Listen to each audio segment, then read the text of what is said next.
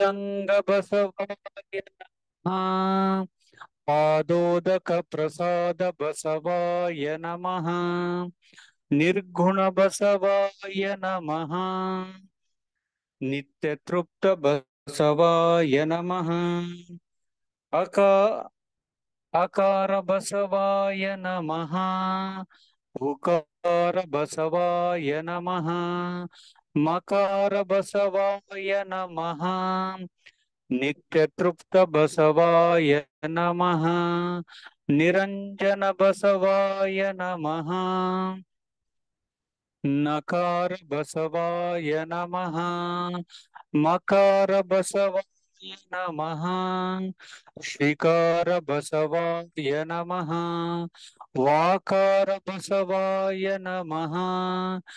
ಯಕಾರ ಬಸವಾಯ ನಮಃ. ಓಂಕಾರ ಬಸವಾಯ ನಮಃ. ರೀಂಕಾರ ಬಸವಾಯ ನಮಃ. ಸಂಗಮೇಶ್ವರ ಬಸವಾಯ ನಮಃ. ಪ್ರತ್ಯಕ್ಷ ಕಪಿಲ ಸಿದ್ಧ ಮಲ್ಲಿಕಾರ್ಜುನ ಬಸವಾಯ ನಮೋ ನಮಃ. ಬಸವಾಯ ನಮೋ ನಮಃ. ಬಸವಾಯ ನಮೋ ನಮಃ. ಸರ್ವರಿಗೂ ಭಕ್ತಿಯ ಶರಣಾರ್ಥಿಗಳು. ಅಪ್ಪವ್ರ ವಚನ ನೆನವು ತಪ್ಪಾಯ್ತು, ನೋಡ್ಕೊಂಡ್ ಹೇಳಿ. ಹೌದ್ರಿ ಅಪ್ಪರೇ, ಸ್ವಲ್ಪ ನಿಸ್ಸಂಸಾರ ನಿರಂಜನ ಅವೆಲ್ಲ ತಪ್ಪು ಹೇಳಿದ್ರಿ ಅಪ್ಪರೇ. ಇನ್ನೊಂದ್ಸರಿಗೆ ನೋಡ್ಕೊಂಡ್ ಹೇಳ್ರಿ, ಆಮೇಲೆ ಪ್ರಾಕ್ಟೀಸ್ ಆಗುತ್ತೆ. ಶರಣಾರ್ಥಿ ಪರೆ. ಆಯ್ತವ್ರೆ, ಖಂಡಿತ. ಸರ್ವ ಬಸವ ಬಂಧುಗಳೇ, ಸ್ವಾನುಭವ ನಿಲಯ 1473ನೆಯ ಈ ಸದ್ಭಾವ ಗೋಷ್ಠಿಗೆ ತಮಗೆಲ್ಲರಿಗೂ ಸ್ವಾಗತ ಹಾಗೂ ಭಕ್ತಿಯ ಶರಣಾರ್ಥಿಗಳು. ಇಂದು ಡಾಕ್ಟರ್ ದಯಾನಂದ ನೂಲಿಯಪ್ಪರಿಂದ ಪ್ರಾತ್ಯಕ್ಷಿತ ಶಿವಯೋಗದ ಮೇಲೆ ಪ್ರಾತ್ಯಕ್ಷಿತೆಯನ್ನ 6ನೇ ಭಾಗವನ್ನ ನಾವಿಂದು ಎಲ್ಲರೂ ಕೂಡ ನಾವು ಕೇಳೋಣ ಹಾಗೂ ಅದರ ಅನುಭವದ ಅರ್ಜಿಯನ್ನ ನಾವೆಲ್ಲರೂ ಸವಿಯೋಣ ಅಂತ ಹೇಳ್ತಾ, ಅಪ್ಪರೇ ತಾವು ಶುರು ಮಾಡ್ರಿ.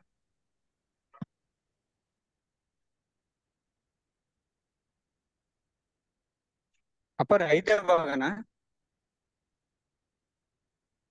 6ನೇದಿದೆ. 5ನೇ ಭಾಗ ಸ್ವಲ್ಪ ಇದನ್ನ ಮಾಡಿ ರಿವಿಷನ್ ಮಾಡಿ 6ಕ್ಕೆ ಹೋಗೋಣ. ಆಯ್ತು ಬರ. ಶರಣಾರ್ಥಿ ಶುರು ಮಾಡಿ. ಶರಣಾರ್ಥಿ ಎಲ್ಲರಿಗೂ ಶರಣಾರ್ಥಿಗಳು. ಭಾಗ 5 ಹೋದ್ ಸಾರಿ ನಾವು ಏನೇನ್ ಸ್ವಲ್ಪ ನೋಡಿದ್ವಿ ಅನ್ನೋದನ್ನ ಇದೆಲ್ಲ ನೋಡಿದ್ವಿ. ನೀವು ಪಂಚಶಕ್ತಿಗಳನ್ನ, ಪಂಚಸಾಧಾಕ್ಯಗಳನ್ನ ಎಲ್ಲ ನೋಡಿದ್ವಿ. ಮಹಾಲಿಂಗ ಎಲ್ಲಿದೆ ಆಜ್ಞಾಚಕ್ರ ಹೇಳಿ ಅಪ್ಪ, ಜೋರು ಸ್ವಲ್ಪ. ಆಜ್ಞಾಚಕ್ರದಲ್ಲಿರುವ ಆದಿ ಸ್ಥಳದಿಂದ ಎಲ್ಲಾ ಸೃಷ್ಟಿಯ ರಚನೆ ಆಗ್ತಾ ಇದೆವಂತ ನಾವು ನೋಡಿದ್ವಿ. ಅದು ಅಲ್ಲದೆ ಎಲ್ಲಾ ಚಕ್ರಗಳು ಎಲ್ಲಿವೆ ಮೆದುಳಿನಲ್ಲಿ, ಅವುಗಳನ್ನು ಸಹ ನಾವು ನೋಡಿದ್ವಿ.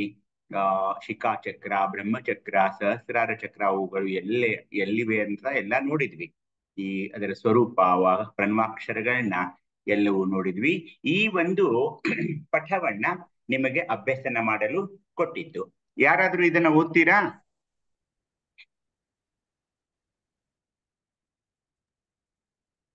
ಹಲೋ,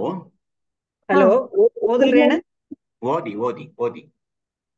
ಓಂ ಶ್ರೀ ಗುರುಲಿಂಗಾಯ ನಮಃ. ಸರ್ವರಿಗೂ ಭಕ್ತಿಯ ಶರಣಾರ್ಥಿಗಳು. ವಿಕಾಸ ಕ್ರಮ 1. ಏನೂ ಇಲ್ಲದ ಹಾಗೆ ಇದ್ದು ಸರ್ವದರಲ್ಲಿಯೂ ವ್ಯಾಪ್ತವಾಗಿ ಇಲ್ಲದ ಹಾಗೆ ಇರುವುದೇ ಸಹಜ ಸ್ಥಿತಿ. ಅದುವೇ ಸಹಜ ಸ್ಥಳ. ಸಹಜ ವಸ್ತುವಿನ ಜ್ಞಾನ ಪ್ರಕಾಶವೇ ಸರ್ವಶೂನ್ಯ ನಿರಾಲಂಬ ಸ್ಥಳ. ಅದೇ ಅಣುಚಕ್ರ. ಸಹಜದಿಂದ ಶೂನ್ಯಗಳಾದ ನಿರಾಕಾರ, ಸಾಕಾರ, ನಿರಾಕಾರ ಸಾಕಾರ ತತ್ವಗಳ ಜನನ. ನಿರಾಲಂಬ ಲಿಂಗದ ನೆನಹೇ ನಿರಂಜನ ಲಿಂಗ. ಅಕಾರ ಪ್ರಣವ, ಅವ್ಯಾಚ್ಯ ಪ್ರಣವ, ಪಶ್ಚಿಮ ಚಕ್ರ ಏಕದಳ. ಅವ್ಯಾಚ್ಯ ನಾದ, ವಚಿಸಲೂ ಬಾರದ ನಾದ. ಅವ್ಯಾಚ್ಯ ಬಿಂದು, ವಚಿಸಲೂ ಬಾರದ ಬಿಂದು. ಅವ್ಯಾಚ್ಯ ಕಲೆ, ವಚಿಸಲೂ ಬಾರದ ಕಲೆ. ನಿರಂಜನ ಲಿಂಗದಿಂದ ಹೊರಹೊಮ್ಮಿದ್ದ ನಿಶೂನ್ಯ ಲಿಂಗ ಕ್ಷಕಾರ ಪ್ರಣವ, ಶಿಖಾಚಕ್ರ ತ್ರಿದಳ. ಚಿನ್ನಾದ ಪ್ರಣವ, ಚಿದ್ಬಿಂದು ಪ್ರಣವ ಚಿತ್ಕಲಾ ಪ್ರಣವ. ಚಿನ್ನಾದವೇ ಬಕಾರ ಪ್ರಣವ, ಚಿದ್ಬಿಂದುವೇ ಸಕಾರ ಪ್ರಣವ, ಚಿತ್ಕಲೆಯೇ ವಕಾರ ಪ್ರಣವ. ನಿಶೂನ್ಯ ಲಿಂಗದಿಂದ ಹೊರಹೊಮ್ಮಿದ್ದು ನಿಕ್ಕಲ ಲಿಂಗ, ಬಕಾರ ಪ್ರಣವ ಬ್ರಹ್ಮಚಕ್ರ ಸಹಸ್ರದಳ. ಇದರಿಂದ ನಾದ ಬಿಂದು ಕಲೆ. ನಾದವೇ ಅಕಾರ ಪ್ರಣವ, ಬಿಂದುವೇ ಉಕಾರ ಪ್ರಣವ, ಕಲೆಯೇ ಮಕಾರ ಪ್ರಣವ. ನಾದ ಬಿಂದು ಕಲೆ ಮೂಲ ಚಿತ್ ಸೇರಿ ಓಂಕಾರ. ಜ್ಞಾನಚಕ್ರ ಮಹಾಲಿಂಗ ಪಿಂಡಾಂಡ ಬ್ರಹ್ಮಾಂಡಕ್ಕಾಶ್ರಯ. ನಿರಂಜನ ನಿಶೂನ್ಯ ನಿಷ್ಕಲವೆಂಬ ಶೂನ್ಯ ತತ್ವದಿಂದ ಹೊರಹೊಮ್ಮಿದ್ದೇ ಯೋಗಾಂಗ. ಪಶ್ಚಿಮ ಚಕ್ರ ಏಕದಳ ಅದೇ ಭಾವಲಿಂಗ. ಭೋಗಾಂಗ ಶಿಖಾಚಕ್ರ ತ್ರಿದಳ ಅದೇ ಪ್ರಾಣಲಿಂಗ.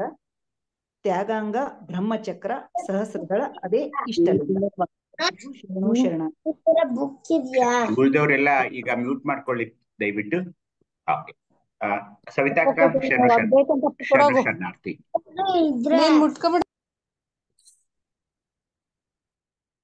ಸವಿತಾಕ್ಕ ಇದೆಲ್ಲ ತಿಳಿತಲ್ಲ, ಎಲ್ರಿಗೂ ತಿಳಿತಲ್ಲ ಇದು?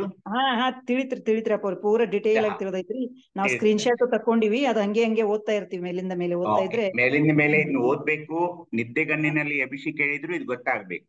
ಈಗ ಇದೇ ಒಂದು ವಿಕಾಸ ಕ್ರಮ ಒಂದಕ್ಕೆ ಇಲ್ಲಿ ಬಂದು ನಿಂತಿದ್ದೀವಿ. ಯೋಗಾಂಗ ಪಶ್ಚಿಮ ಚಕ್ರ ಏಕದಳ ಅದೇ ಭಾವಲಿಂಗ ಅಂತ ಸವಿತಾಕ್ಕ ಹೇಳಿದರು. ಭೋಗಾಂಗ ಶಿಖಾಚಕ್ರ ತ್ರಿದಳ ಪ್ರಾಣಲಿಂಗ ಅಂತ ಹೇಳಿದರು. ತ್ಯಾಗಾಂಗ ಬ್ರಹ್ಮಚಕ್ರ ಸಹಸ್ರದಳ ಇಷ್ಟಲಿಂಗ ಅಂತ ಹೇಳಿದರು. ಇದು ಶರಣರ ಒಂದು ಜ್ಞಾನವನ್ನ ಇಲ್ಲಿ ಗಮನಿಸಿ. ತ್ಯಾಗಾಂಗ ಇಷ್ಟಲಿಂಗ ಕೊಟ್ಟಿದ್ದಾರೆ. ಅಂದ್ರೆ ಇಷ್ಟಲಿಂಗ ಕರಸ್ಥಲದಲ್ಲಿ ಬಂದ ತಕ್ಷಣ, ಅರಿವಿಗೆ ಬಂದ ತಕ್ಷಣ, ಯಾವಾಗ ಗುರು ನಮ್ಮ ಕೈಯಲ್ಲಿ ಇಷ್ಟಲಿಂಗ ಕೊಡ್ತಾನೋ ಅವಾಗ ನಮ್ಮ ಅಂಗವೆಲ್ಲ ತ್ಯಾಗಾಂಗವಾಗ್ತಾ ಇದೆ ಅಂತ ಶರಣರು ಹೇಳ್ತಾ ಇದ್ರೆ, ಇಲ್ಲಿ ಏನಾದರೂ ತ್ಯಾಗ ಮಾಡೋದಿದೆ ಅಂತ ನೀವು ಅರ್ಥ ಮಾಡ್ಕೊಳ್ಬೇಕು. ಹೀಗಾಗಿ ತ್ಯಾಗಾಂಗ ಅನ್ನೋದೇ ಷಟಸ್ಥಲದ ಭಕ್ತ ಮತ್ತು ಮಹೇಶ ಸ್ಥಳವಾಗಿದೆ.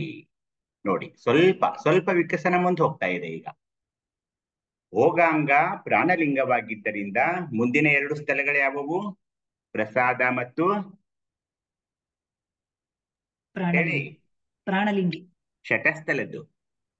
ಇಷ್ಟಲಿಂಗ ಇಲ್ಲಿ ಏನ್ ಹೇಳಿದೆ ನಾನು? ಭಕ್ತಸ್ಥಳ ಮಹೇಶ ಸ್ಥಳ. ಇದು ತ್ಯಾಗಾಂಗಕ್ಕೆ ಸಂಬಂಧಿಸಿದ್ರೆ, ಭೋಗಾಂಗಕ್ಕೆ ಮುಂದಿನ 2 ಸ್ಥಳ ಯಾವುದು ಶಟಸ್ಥಲದ್ದು?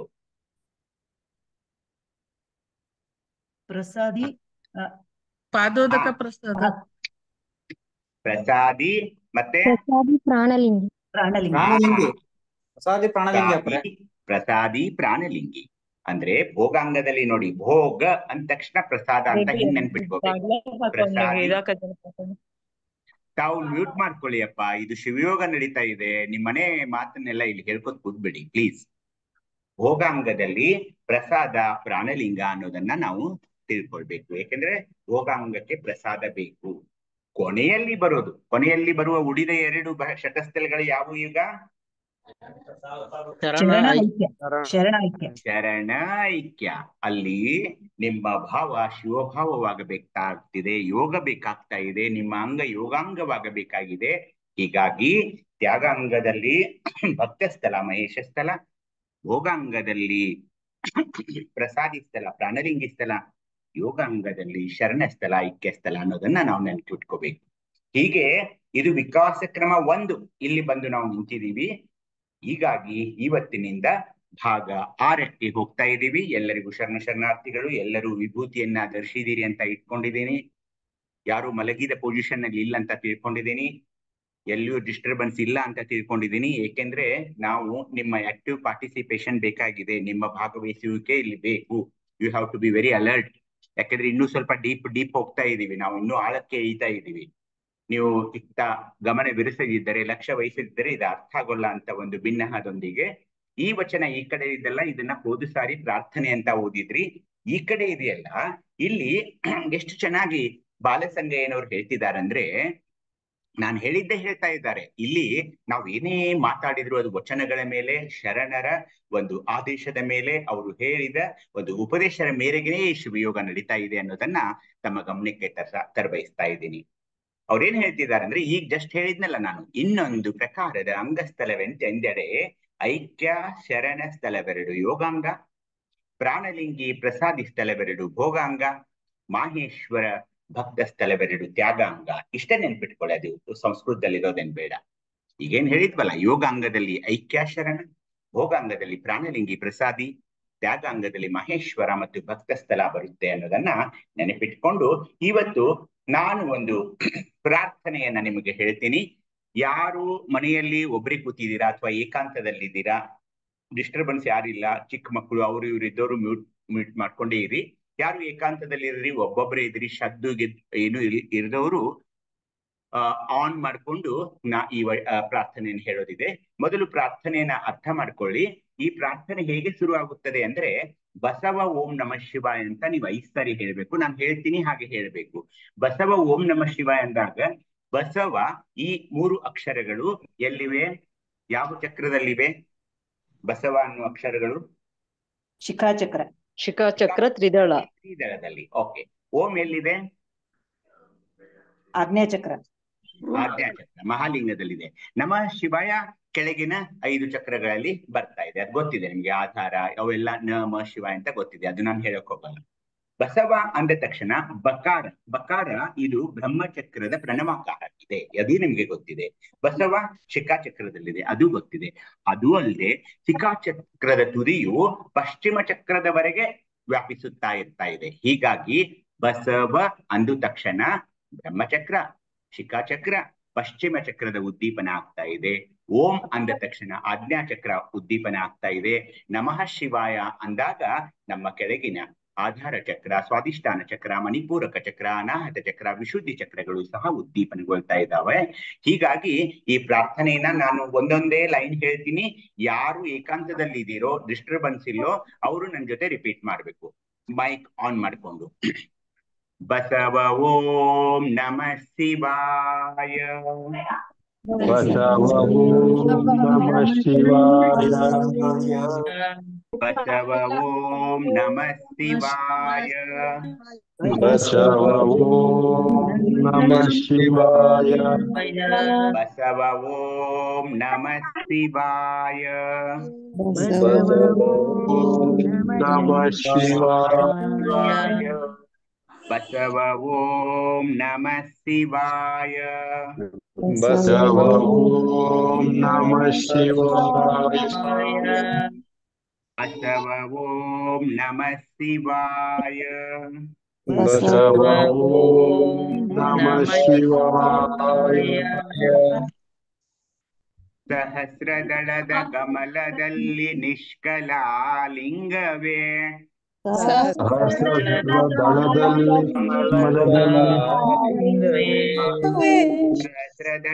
ಕಮಲದಲ್ಲಿ ನಿಷ್ಕಲಾಲಿಂಗವೇ.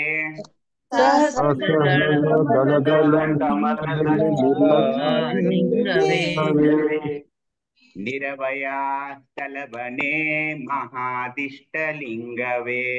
ನಿರವಯ ಸ್ಥಳವನೇ ಮಹಾದಿಷ್ಟಲಿಂಗವೇ.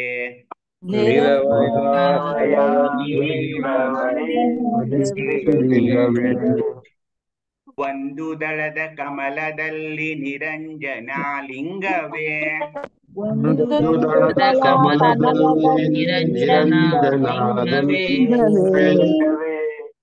ನಿರಾಲಂಬ ಸ್ಥಳವನೇ ಭಾವಪೂರ್ಣಲಿಂಗವೇ.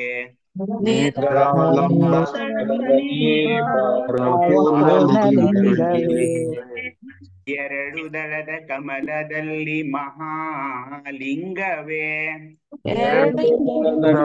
ಕಮಲದಲ್ಲಿ ಮಹಾಲಿಂಗವೇ. ಆದಿ ಐಕ್ಯ ಸ್ಥಳವನೇ ಶ್ರೀ ಮಹಾಲಿಂಗವೇ.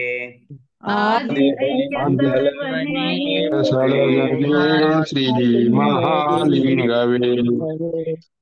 ಮೂರು ದಳದ ಕಮಲದಲ್ಲಿ ನಿಶೂನ್ಯಲಿಂಗವೇ. ಮೂರು ದಳದ ಕಮಲದಲ್ಲಿ ನಿಶೂನ್ಯಲಿಂಗವೇ. ನಾಳ ಸ್ಥಳವನೇ ಬಸವ ಪ್ರಾಣಲಿಂಗವೇ. ನಿರಾಕಾರದಲ್ಲಿ ಬಸವಲಿಂಗ ಪ್ರಾಣವೇ. ನಾಲ್ಕು ದಳದ ಕಮಲದಲ್ಲಿ ಆಚಾರಲಿಂಗವೇ. ನಾಲ್ಕು ದಳ ಕಮಲದಲ್ಲಿ ಆಚಾರಲಿಂಗವೇ. ಭಕ್ತ ಸ್ಥಳವನೇನ ಕಾರ ಪ್ರಣವನೇ. ಭಕ್ತಕಲರ ಸರವನೇ ನಾಕಾರ ಪ್ರಣಮನೆ. ಆರು ದಳದ ಕಮಲದಲ್ಲಿ ಗುರುವರ ಲಿಂಗವೇ. ದಳದ ಕಮಲದಲ್ಲಿ ಗುರುವರ ಲಿಂಗವೇ. ಮಹೇಶ್ವರ ಸ್ಥಳವನೇ ಮಕಾರ ಪ್ರಣವನೇ. ಈಶ್ವರ ಸರವನೇ ಮಕಾರ ಪ್ರಾಣವೇ. ಹತ್ತು ದಳದ ಕಮಲದಲ್ಲಿ ಮಹಾಶಿವಲಿಂಗನೇ. ದಳದ ಕಮಲದಲ್ಲಿ ಮಹಾಶಿವಲಿಂಗನೇ. ಸುಪ್ರಸಾದಿ ಸ್ಥಳವನೇ ಧಿಕಾರ ಪ್ರಣವನೇ. ಸುಪ್ರಸಾದ ಸ್ಥಳದಲ್ಲಿ ಶಿಖಾರವೇ ಪ್ರಣಮನೆ. ಹನ್ನೆರಡು ದಳದ ಕಮಲದಲ್ಲಿ ಜಂಗಮಲಿಂಗನೇ. ಕಮಲದಲ್ಲಿ ಜಂಗಮಲಿಂಗನೇ. ಜ್ಞಾನಲಿಂಗಿ ಸ್ಥಳವನೇ ವಾಕಾರ ಪ್ರಣವನೇ. ಪ್ರಾಣಲಿಂಗ ಸ್ಥಳದಲ್ಲಿ ವಕಾರನೇ ಪ್ರಣಮನೆ. ಹದಿನಾರು ದಳದ ಕಮಲದಲ್ಲಿ ಪ್ರಸಾದಲಿಂಗನೇ. ಪ್ರಸಾದಲಿಂಗನೇ. ಶರಣ ಸ್ಥಳವನೇ ಯಕಾರ ಪ್ರಣವನೇ. ತಳದಲ್ಲಿ ಯಕಾರ ಪ್ರಣಮನೆ.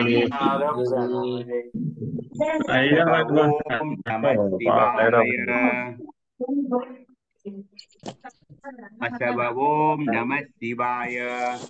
ಬಸವ ಓಂ ನಮಃ ಶಿವಾಯ. ಬಸವ ಓಂ ನಮಃ ಶಿವಾಯ. ಬಸವ ಓಂ ನಮಃ ಶಿವಾಯ. ಓಂ ನಮಃ ಶಿವಾಯ. ಬಸವ ಓಂ ನಮಃ ಶಿವಾಯ.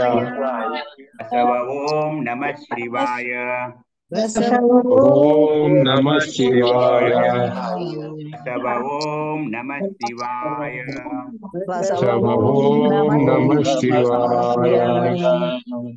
ಎಲ್ಲರಿಗೂ ಶರಣು ಶರಣಾರ್ಥಿಗಳು. ಈಗ ಮ್ಯೂಟ್ ಮಾಡ್ಕೊಳ್ಳಿ.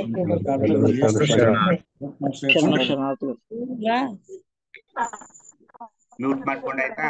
ಈಗ ಒಂದೊಂದೇ ನಾನು ಪ್ರಶ್ನೆ ಕೇಳ್ತೀನಿ. ಸಹಸ್ರದಳದ ಕಮಲದಲ್ಲಿ ನಿಷ್ಕಲಲಿಂಗ ಇದು ಯಾವ ಚಕ್ರ? ಪಶ್ಚಿಮ ಚಕ್ರ.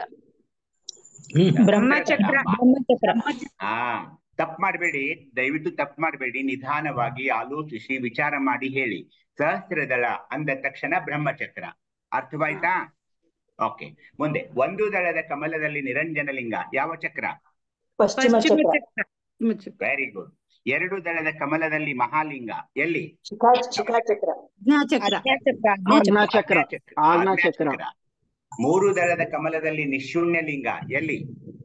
ಶಿಖಾಚಕ್ರ. ಅದಕ್ಕೆ ಅದರ ಪ್ರಣವಾಕ್ಷರ ಬಸವ ಇರೋದ್ರಿಂದ ಬಸವ ಪ್ರಾಣಲಿಂಗ ಅಂತ ಅಲ್ಲಿ ಬರ್ದಿದ್ದೀನಿ. ನಾಲ್ಕು ದಳದ ಕಮಲದಲ್ಲಿ ಆಚಾರಲಿಂಗ ಯಾವುದು? ಆಧಾರ ಚಕ್ರ. ಮೂಲಾಧಾರ ಚಕ್ರ ಅಥವಾ ಆಧಾರ ಚಕ್ರ. ಆರು ದಳದ ಕಮಲದಲ್ಲಿ ಗುರುವರ ಲಿಂಗ ಗುರುಲಿಂಗ ಯಾವುದು? ಅಧಿಷ್ಠಾನ ಚಕ್ರ. ಹತ್ತು ದಳದ ಕಮಲದಲ್ಲಿ ಮಹಾಶಿವಲಿಂಗ ಅಥವಾ ಶಿವಲಿಂಗ ಎಲ್ಲಿ? ಮಣಿಪೂರಕ. ಮಣಿಪೂರಕ. 12 ದಳದ ಕಮಲ ಜಂಗಮಲಿಂಗ ಎಲ್ಲಿ? ಅನಾಹತ ಚಕ್ರ. ಅನಾಹತ ಚಕ್ರ. 16 ದಳ ಪ್ರಸಾದಲಿಂಗ ಎಲ್ಲಿ? ವಿಶುದ್ಧಿ ಚಕ್ರ. ನೋಡಿ, ಈ ಪ್ರಾರ್ಥನೆಯನ್ನ ನೀವು ಕಂಠಸ್ಥ ಮಾಡಿ ವಿಭೂತಿ ಧರಿಸುತ್ತಾ ಇಷ್ಟಲಿಂಗವ ಪೂಜೆಯಲ್ಲಿ ಇವುಗಳಿಗೆಲ್ಲ ಈ ತರ ನೆನಪಿಟ್ಕೊಂಡು ಈ ಪ್ರಾರ್ಥನೆಯನ್ನ ಮಾಡಿ, ಅಥವಾ ನೀವು ಹೇಗೆ ಇದನ್ ಮಾಡ್ತೀರಿ ನೋಡಿ. ಇವೆಲ್ಲ ಲಿಂಗಗಳ ಪೂಜೆ ಇಷ್ಟಲಿಂಗ ಕರಸ್ಥಲದಲ್ಲಿ ಬಂದಾಗ ಆಗ್ಬೇಕಾಗಿದೆ. ಏಕೆಂದ್ರೆ ನಿಷ್ಕಳ ಲಿಂಗವೇ ಇಷ್ಟಲಿಂಗವಾಗಿದೆ ಅನ್ನೋದು ನಿಮಗೆ ಗೊತ್ತಿದೆ. ಅದಕ್ಕೆ ಕೆಳಗೆ ಬರ್ದಿದ್ದೀನಿ, ಸಹಸ್ರದಳದ ಕಮಲದಲ್ಲಿ ನಿಷ್ಕಳ ಲಿಂಗ ಇದೆಯಲ್ಲ, ನಿರವಯ ಸ್ಥಳದಲ್ಲಿ ನೆಲೆಸಿ ಅದೇ ಮಹಾದಿಷ್ಟಲಿಂಗ ಇಷ್ಟಲಿಂಗವಾಗಿದೆ ಅಂತ ಇದೆ. ಒಂದು ದಳ ಕಮಲವಾದ ಪಶ್ಚಿಮ ಚಕ್ರದಲ್ಲಿರುವ ನಿರಂಜನ ಲಿಂಗ ಅದು ಭಾವಲಿಂಗವಾಗಿದೆ.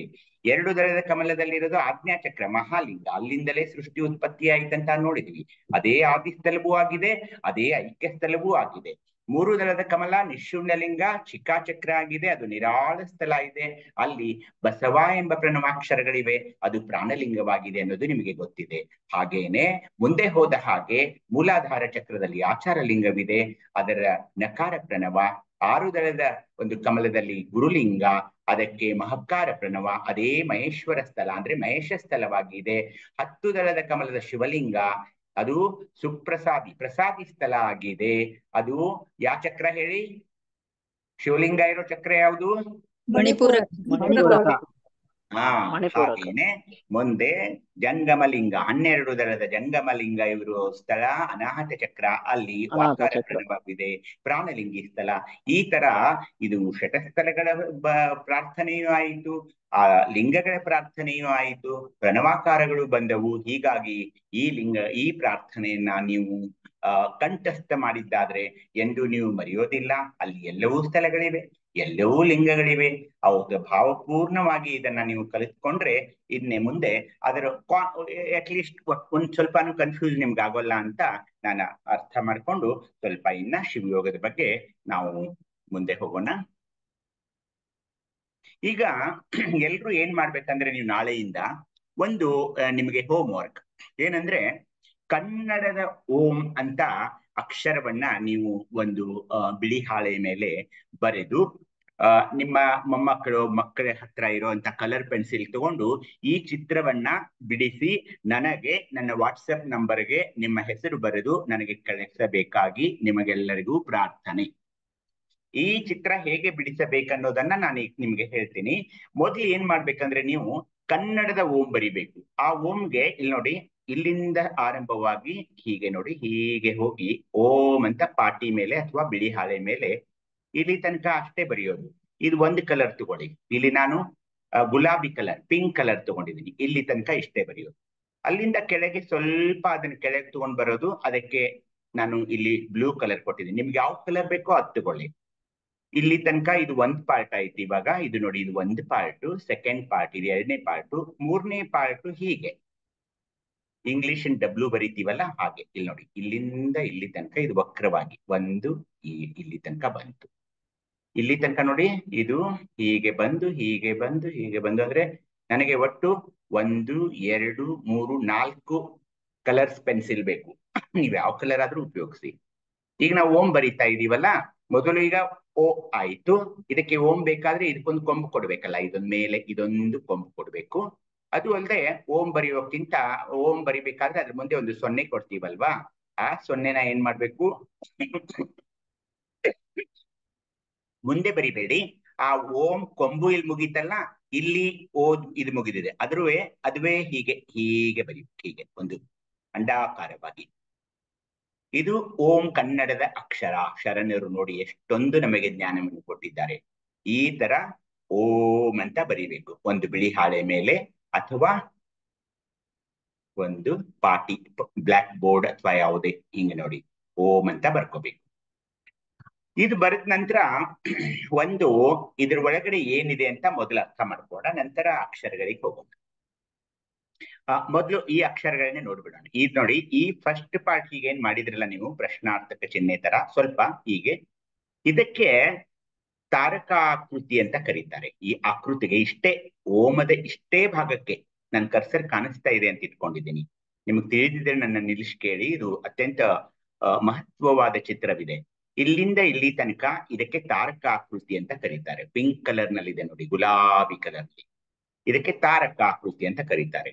ಇದು ಮುಂದಿನದು ನೀಲಿ ಕಲರ್ ದಲ್ಲಿ ಇದೆಯಲ್ಲ, ಇದು ದಂಡಕ ಆಕೃತಿ ಅಂತ. ಅಂದ್ರೆ ಈಗ ಬಾಣ ಇರುತ್ತಲ್ಲ, ಬಾಣ ಬಿಲ್ಲು ಆ ಬಿಲ್ಲಿನ ಒಂದು ತರ. ದಂಡಕ ಅಂದ್ರೆ ಬಿಲ್ಲು, ಕೋದಂಡರಾಮ ಅಂತಾರೆ ನೋಡಿ. ದಂಡ ಅಂದ್ರೆ ಅದು ಇದು ಕೈಯಲ್ಲಿ ಹಿಡಿದು ತರುವಂತ ಬಿಲ್ಲು, ಆ ಬಿಲ್ಲುವಿನ ತರ ಒಂದು ಪಾರ್ಟ್ ಅದು. ಇದು ಇಲ್ಲಿ ಬ್ಲೂ ಕಲರ್ ಇದೆ ನೋಡಿ, ಇದಕ್ಕೆ ದಂಡಕಾಕೃತಿ ಅಂತ ಕರೀತಾರೆ. ಮುಂದೆ ಎರಡು ಕರ್ವ್ಸ್ ಬರ್ತಾ ಇದೆ, ಎರಡು ಅರ್ಧ ವೃತ್ತ ತರ, ಇಲ್ಲೊಂದು ಬರ್ತಾ ಇದೆ, ಇಲ್ಲೊಂದು ಬರ್ತಾ ಇದೆ. ಅದಕ್ಕೆ ಬೇರೆ ಬೇರೆ ಎರಡು ಕಲರ್ಗಳನ್ನ ಉಪಯೋಗಿಸಿ ಈ ಈ ಒಂದು ಭಾಗಕ್ಕೆ ಕುಂಡಲಾಕೃತಿ ಅಂತ ಕರೀತಾರೆ, ಇಲ್ಲಿಂದ ಹಿಡಿದು ಇಲ್ಲಿ ತನಕ. ಇನ್ನೊಂದು ಅರ್ಧ ವೃತ್ತ ಇದೆಯಲ್ಲ, ಅದಕ್ಕೆ ಅರ್ಧ ಚಂದ್ರಾಕೃತಿ, ಅಂದ್ರೆ ಚಂದ್ರ ಪೂರ್ತಿ ವರ್ತಳ ಇರ್ತಾನೆ, ಅದರ ಅರ್ಧ ತಗೊಂಡ್ರೆ ಅರ್ಧ ಚಂದ್ರಾಕೃತಿ ಅಂತ. ಇದು ಕುಂಡಲಾಕೃತಿ ಅಂತ ಕರೀತಾರೆ. ಕಿವಿಯಲ್ಲಿ ಕುಂಡಲನಿ ಹಾಕ್ತಾರಲ್ಲ, ಅದು ವಕ್ರವಾಗಿರೋದ್ರಿಂದ ಇದಕ್ಕೆ ಕುಂಡಲಾಕೃತಿ ಅಂತ ಕರೀತಾರೆ. ಇದಕ್ಕೆ ಅರ್ಧ ಚಂದ್ರಾಕೃತಿ ಅಂತ ಕರೀತಾರೆ. ಮುಂದೆ ಇದೇನ್ ನೋಡಿ, ಇದು ಒಂದು 0 ಕೊಡೋಕ್ ಹೇಳಿದ್ನಲ್ಲ ಓಮಕ್ಕೆ, ಅದು ಹೇಗಿದೆ ಅಂದ್ರೆ ಹಳೆ ಕಾಲದ ಯಾರಾದ್ರೂ ಮನೆಯಲ್ಲಿ ಕನ್ನಡಿ ಈ ತರ ಇರ್ತಿತ್ತು ನೋಡಿ, ಕನ್ನಡಿಯನ್ನು ನೋಡೋಕೆ ಈ ಕಲರ್ ಕನ್ನಡಿ ಇರ್ತಿತ್ತು, ಆಂಟಿಕ್ ಪೀಸ್ ಅಲ್ಲ, ಹಳೆ ಕಾಲದ್ದು, ಈಗಿನ ಕನ್ನಡಿಗಳಲ್ಲ. ಮೊದ್ಲಿನ ಕಾಲದಲ್ಲಿ ಡ್ರೆಸ್ಸಿಂಗ್ ಟೇಬಲ್ ಮೇಲೆ ಈ ತರ ದರ್ಪಣಗಳು ಇರ್ತಿದ್ವು, ಇದು ಕನ್ನಡಿ ಇತ್ತು. ಅದಕ್ಕೆ ಇದಕ್ಕೆ ದರ್ಪಣ ಅಂದ್ರೆ ದರ್ಪಣಾಕೃತಿ ನೋಡಿ. ಇಲ್ಲಿ ಮುಂದೆ ಇದು ಇಲ್ಲಿಂದ ಆಯ್ತು, ಮುಂದೆ ಇದು ಕೊಂಬು ಕೊಟ್ಟಿದ್ರಲ್ಲ, ಈ ಕೊಂಬುಕ್ಕೆ ಏನಂತಾರೆ ಅಂದ್ರೆ ಜ್ಯೋತಿರಾಕೃತಿ ಅಂತಾರೆ. ಸೊ ತಾರಕಾಕೃತಿ, ಇದು ದಂಡಕಾಕೃತಿ ಆಯ್ತು, ಕುಂಡಲಾಕೃತಿ, ಅರ್ಧಚಂದ್ರಾಕೃತಿ, ಇದು ದರ್ಪಣಾಕೃತಿ, ಇದು ಮೇಲೇನ್ ಕೊಂಬು ಕೊಟ್ಟಿದಲ್ಲ ಇದು ಜ್ಯೋತಿರಾಕೃತಿ. ಎಷ್ಟು ಅರ್ಥವಾಯ್ತು ಅಂತ ಅನ್ಕೊಂಡಿದ್ದೀನಿ. ತಿಳಿತಾ ನಿಮಗೆ ಇದು ಓಂ ಅಕ್ಷರದ ಒಂದು ಭಾಗಗಳು? ತಿಳಿತ್ರಿ ಅಣ್ಣ. ಹಾ ನೋಡ್ರಿ, ಇದು ಅದಕ್ಕೆ ತಿಳಿತಂದ್ರೆ ಈಗ ಮುಂದೆ ಹೋಗೋಣ. ಇದೇನಿದೆಯಲ್ಲ, ಈ ಒಂದು ಓಂ ಅಕ್ಷರದ ಇವೆಲ್ಲ ಆಕೃತಿಗಳಾದ ನಂತರ ಈಗ ಸ್ವಲ್ಪ ಈ ಓಮದ ಒಳಗೆ ಏನಿದೆ ಅಂತ ನಾವು ನೋಡ್ಬೇಕು. ಏಕೆಂದ್ರೆ ಓಂ ಶ್ರೀ ಗುರು ಬಸವಲಿಂಗಾಯ ನಮಃ ಅಂದಾಗ ಓಂ ಯಾರೋ ಒಬ್ರು ಹೇಳ್ತಿದ್ರು ಓಂ ಬಿಟ್ಟಿದ್ದಾರೆ ಅಂತ. ಇಲ್ಲ, ನಾವು ಓಂ ನಿಂದನೇ ನಮ್ದಿದೆ. ಅದು ನಮ್ಮ ಓಂ ಅಂದ್ರೆ ಕನ್ನಡದ ಓಂ ಇದೆಯಲ್ಲ, ಅದು ನಮ್ಮ ಹೃದಯವಾಗಿದೆ. ಹೀಗಾಗಿ ಇದನ್ನ ನಾವು ಓಂನಲ್ಲಿ ಏನಿದೆ ಅನ್ನೋದನ್ನ ಇವತ್ತು ನೋಡ್ತಾ ಇದೀವಿ. ಅದ್ರ ಒಳಗೆ ಹೋಗಿ ಈ ಓಮದ ಸೆಂಟರ್ ನಲ್ಲಿ ಇಲ್ಲಿ ಕೆಂಪಕ್ಷರದೊಂದಿದೆ ನೋಡಿ, ಕೆಂಪು ವರ್ತುಲಾಕಾರ. ನೀವು ಇದನ್ನ ಇಮ್ಯಾಜಿನೇಷನ್ ಮಾಡ್ಕೋಬೇಕು. ಇದೇ ಅನುಚಕ್ರ, ಸಹಜ ಸ್ಥಳ, ಅಲ್ಲಿ ಏನು ಇಲ್ಲದ ಅನುಲಿಂಗವಿರುವ ಅನುಚಕ್ರ ಅಂತ ಇಲ್ಲಿ ಬರ್ತಾ ಇದೆ. ಅದರ ಹೊರಗಡೆ ಇರೋದು ಇದು ಪಶ್ಚಿಮ ಚಕ್ರ ನಿರಂಜನ ಲಿಂಗ. ಅಲ್ಲಿ ಯಾವ ಸ್ಥಳ ಇದೆ ಪಶ್ಚಿಮ ಚಕ್ರ ನಿರಂಜನ ಲಿಂಗದಲ್ಲಿ? ಮರಿತಾ ಇದ್ದೀರಿ? ನಿರಾಲಂಬ ಸ್ಥಳ, ಯಾರ ಮೇಲೆ ಅವಲಂಬನೆಯೂ ಇಲ್ಲದ, ರಂಜನೆಯೂ ಇಲ್ಲದ ಪಶ್ಚಿಮ ಚಕ್ರ ನಿರಂಜನ ಲಿಂಗ. ಪಶ್ಚಿಮ ಚಕ್ರ ನಿರಂಜನ ಲಿಂಗ ಇದು. ಅದರ ಹೊರಗಡೆ ಏನ್ ಬರ್ತಾ ಇದೆ ಇದು ನೋಡಿ, ಇದು ಕಂದು ಕಲರ್ದು ಇಲ್ಲಿದೆ ನೋಡಿ, ಶಿಖಾಚಕ್ರ ನಿಶೂನ್ಯ ಲಿಂಗ. ಶಿಖಾಚಕ್ರ ನಿಶೂನ್ಯ ಲಿಂಗದಲ್ಲಿ ಯಾವ ಸ್ಥಳ ಇದೆ ಹೇಳಿ ನೋಡೋಣ? ನಿರವಯ ಸ್ಥಳ, ನಿರಾಳ ಸ್ಥಳ ಇದೆ. ನಿರಾಳ ಸ್ಥಳ ನೋಡಿ. ಹಾ, ಮುಂದೆ ಅದರ ಹೊರಗಡೆ ಬ್ರಹ್ಮಚಕ್ರ ಬರ್ತಾ ಇದೆ, ಹಸಿರು ಕಲರ್ದು. ಇಲ್ಲಿ ನೋಡಿ, ಅಲ್ಲಿ ಯಾವ ಲಿಂಗವಿದೆ ಬ್ರಹ್ಮಚಕ್ರದಲ್ಲಿ? ನಿಷ್ಕಲ ಲಿಂಗ ಇದೆ. ಮತ್ತೆ ಯಾವ ಸ್ಥಳ ಇದೆ ಅಲ್ಲಿ? ಬ್ರಹ್ಮಚಕ್ರ ನಿಷ್ಕಲ ಲಿಂಗ, ನಿರವಯ ಸ್ಥಳ. ಮರಿಬೇಡಿ, you are all elder people, ಮರಿಬೇಡಿ. ಬೇರೆಯವರು ಮ್ಯೂಟ್ ಮಾಡ್ಕೊಳ್ಳಿ, ದಯವಿಟ್ಟು ಮ್ಯೂಟ್ ಮಾಡ್ಕೊಳ್ಳಿ. ಬರೀ ಶಿವಯೋಗಕ್ಕೆ ಸಂಬಂಧಿಸಿದಾಗ ಕೇಳಿದಾಗ ಅಷ್ಟೇ ಇದನ್ ಮಾಡಿ. ಸೊ ಅನುಚಕ್ರ ಅದ್ರ ಹೊರಗಿರೋದು ಮ್ಯೂಟ್ ಮಾಡ್ಕೊಳ್ಳಿ ಅಪ್ಪ, ಮ್ಯೂಟ್ ಮಾಡ್ಕೊಳ್ಳಿ ಅಮ್ಮ.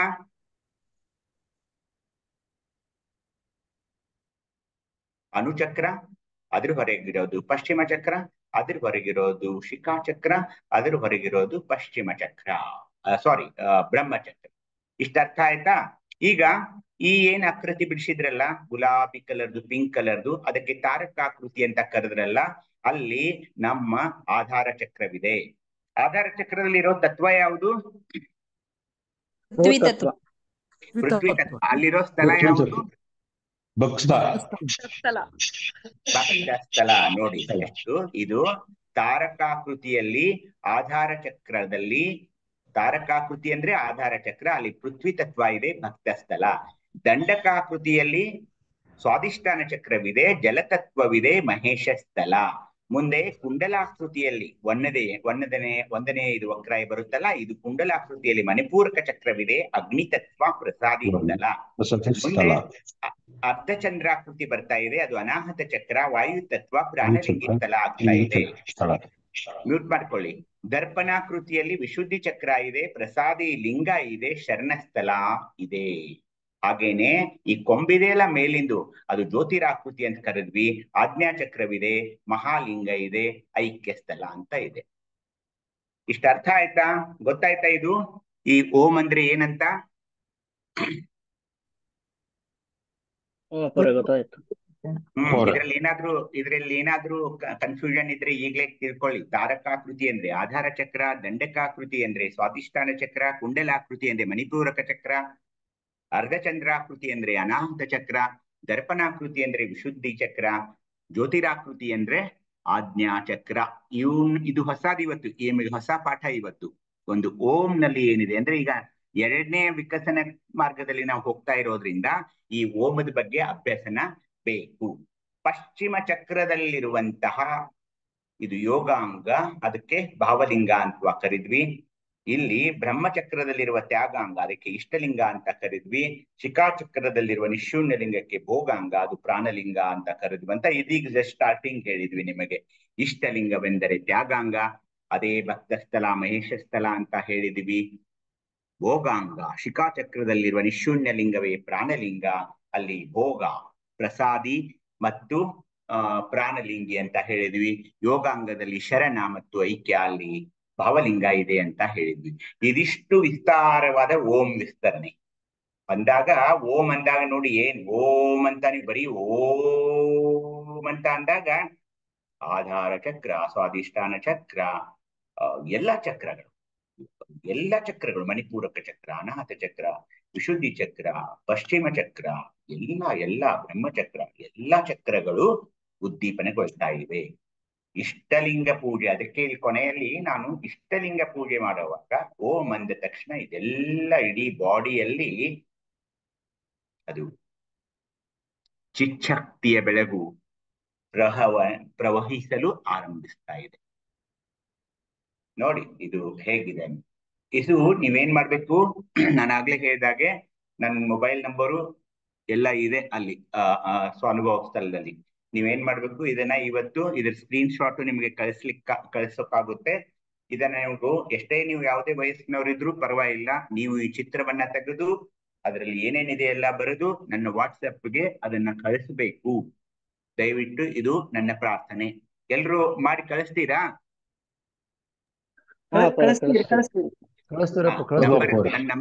ನನ್ನ ನಂಬರ್ ಬರ್ಕೊಳ್ಳಿ, 9448 ಒಂದ್ ನಿಮಿಷ ಅಪ್ಪವ್ರೆ. ಹಾ ಬರ್ಕೊಳ್ಳಿ. ಒಂದ್ ನಿಮಿಷ ಎಲ್ಲ ಬರ್ಕೊಳ್ಳಿ ಅವರು ಸ್ವಲ್ಪ. ಅದಕ್ಕೆ ನೀವು ಪೆನ್ನು ನೋಟ್ಬುಕ್ ತಗೊಂಡೇ ಕೂಡಿರ್ಬೇಕು ಶಿವಯೋಗಕ್ಕೆ. ಹಂಗೆ ಸಿನಿಮಾ ನೋಡಕ್ ಬಂದಂಗ್ ಬರ್ಬೇಡಿ. ನೋಟ್ಬುಕ್ ಇದು ಮೂವಿ ತೋರ್ಸೋಲ್ಲ ಇಲ್ಲಿ. ನೀವು ಎಲ್ರು ವಿದ್ಯಾರ್ಥಿಗಳು ಪೆನ್ನು ನೋಟ್ಬುಕ್ ಇಟ್ಕೊಂಡೇ ಕೂತ್ಕೊಳ್ಬೇಕು. ಹೇಳ 9448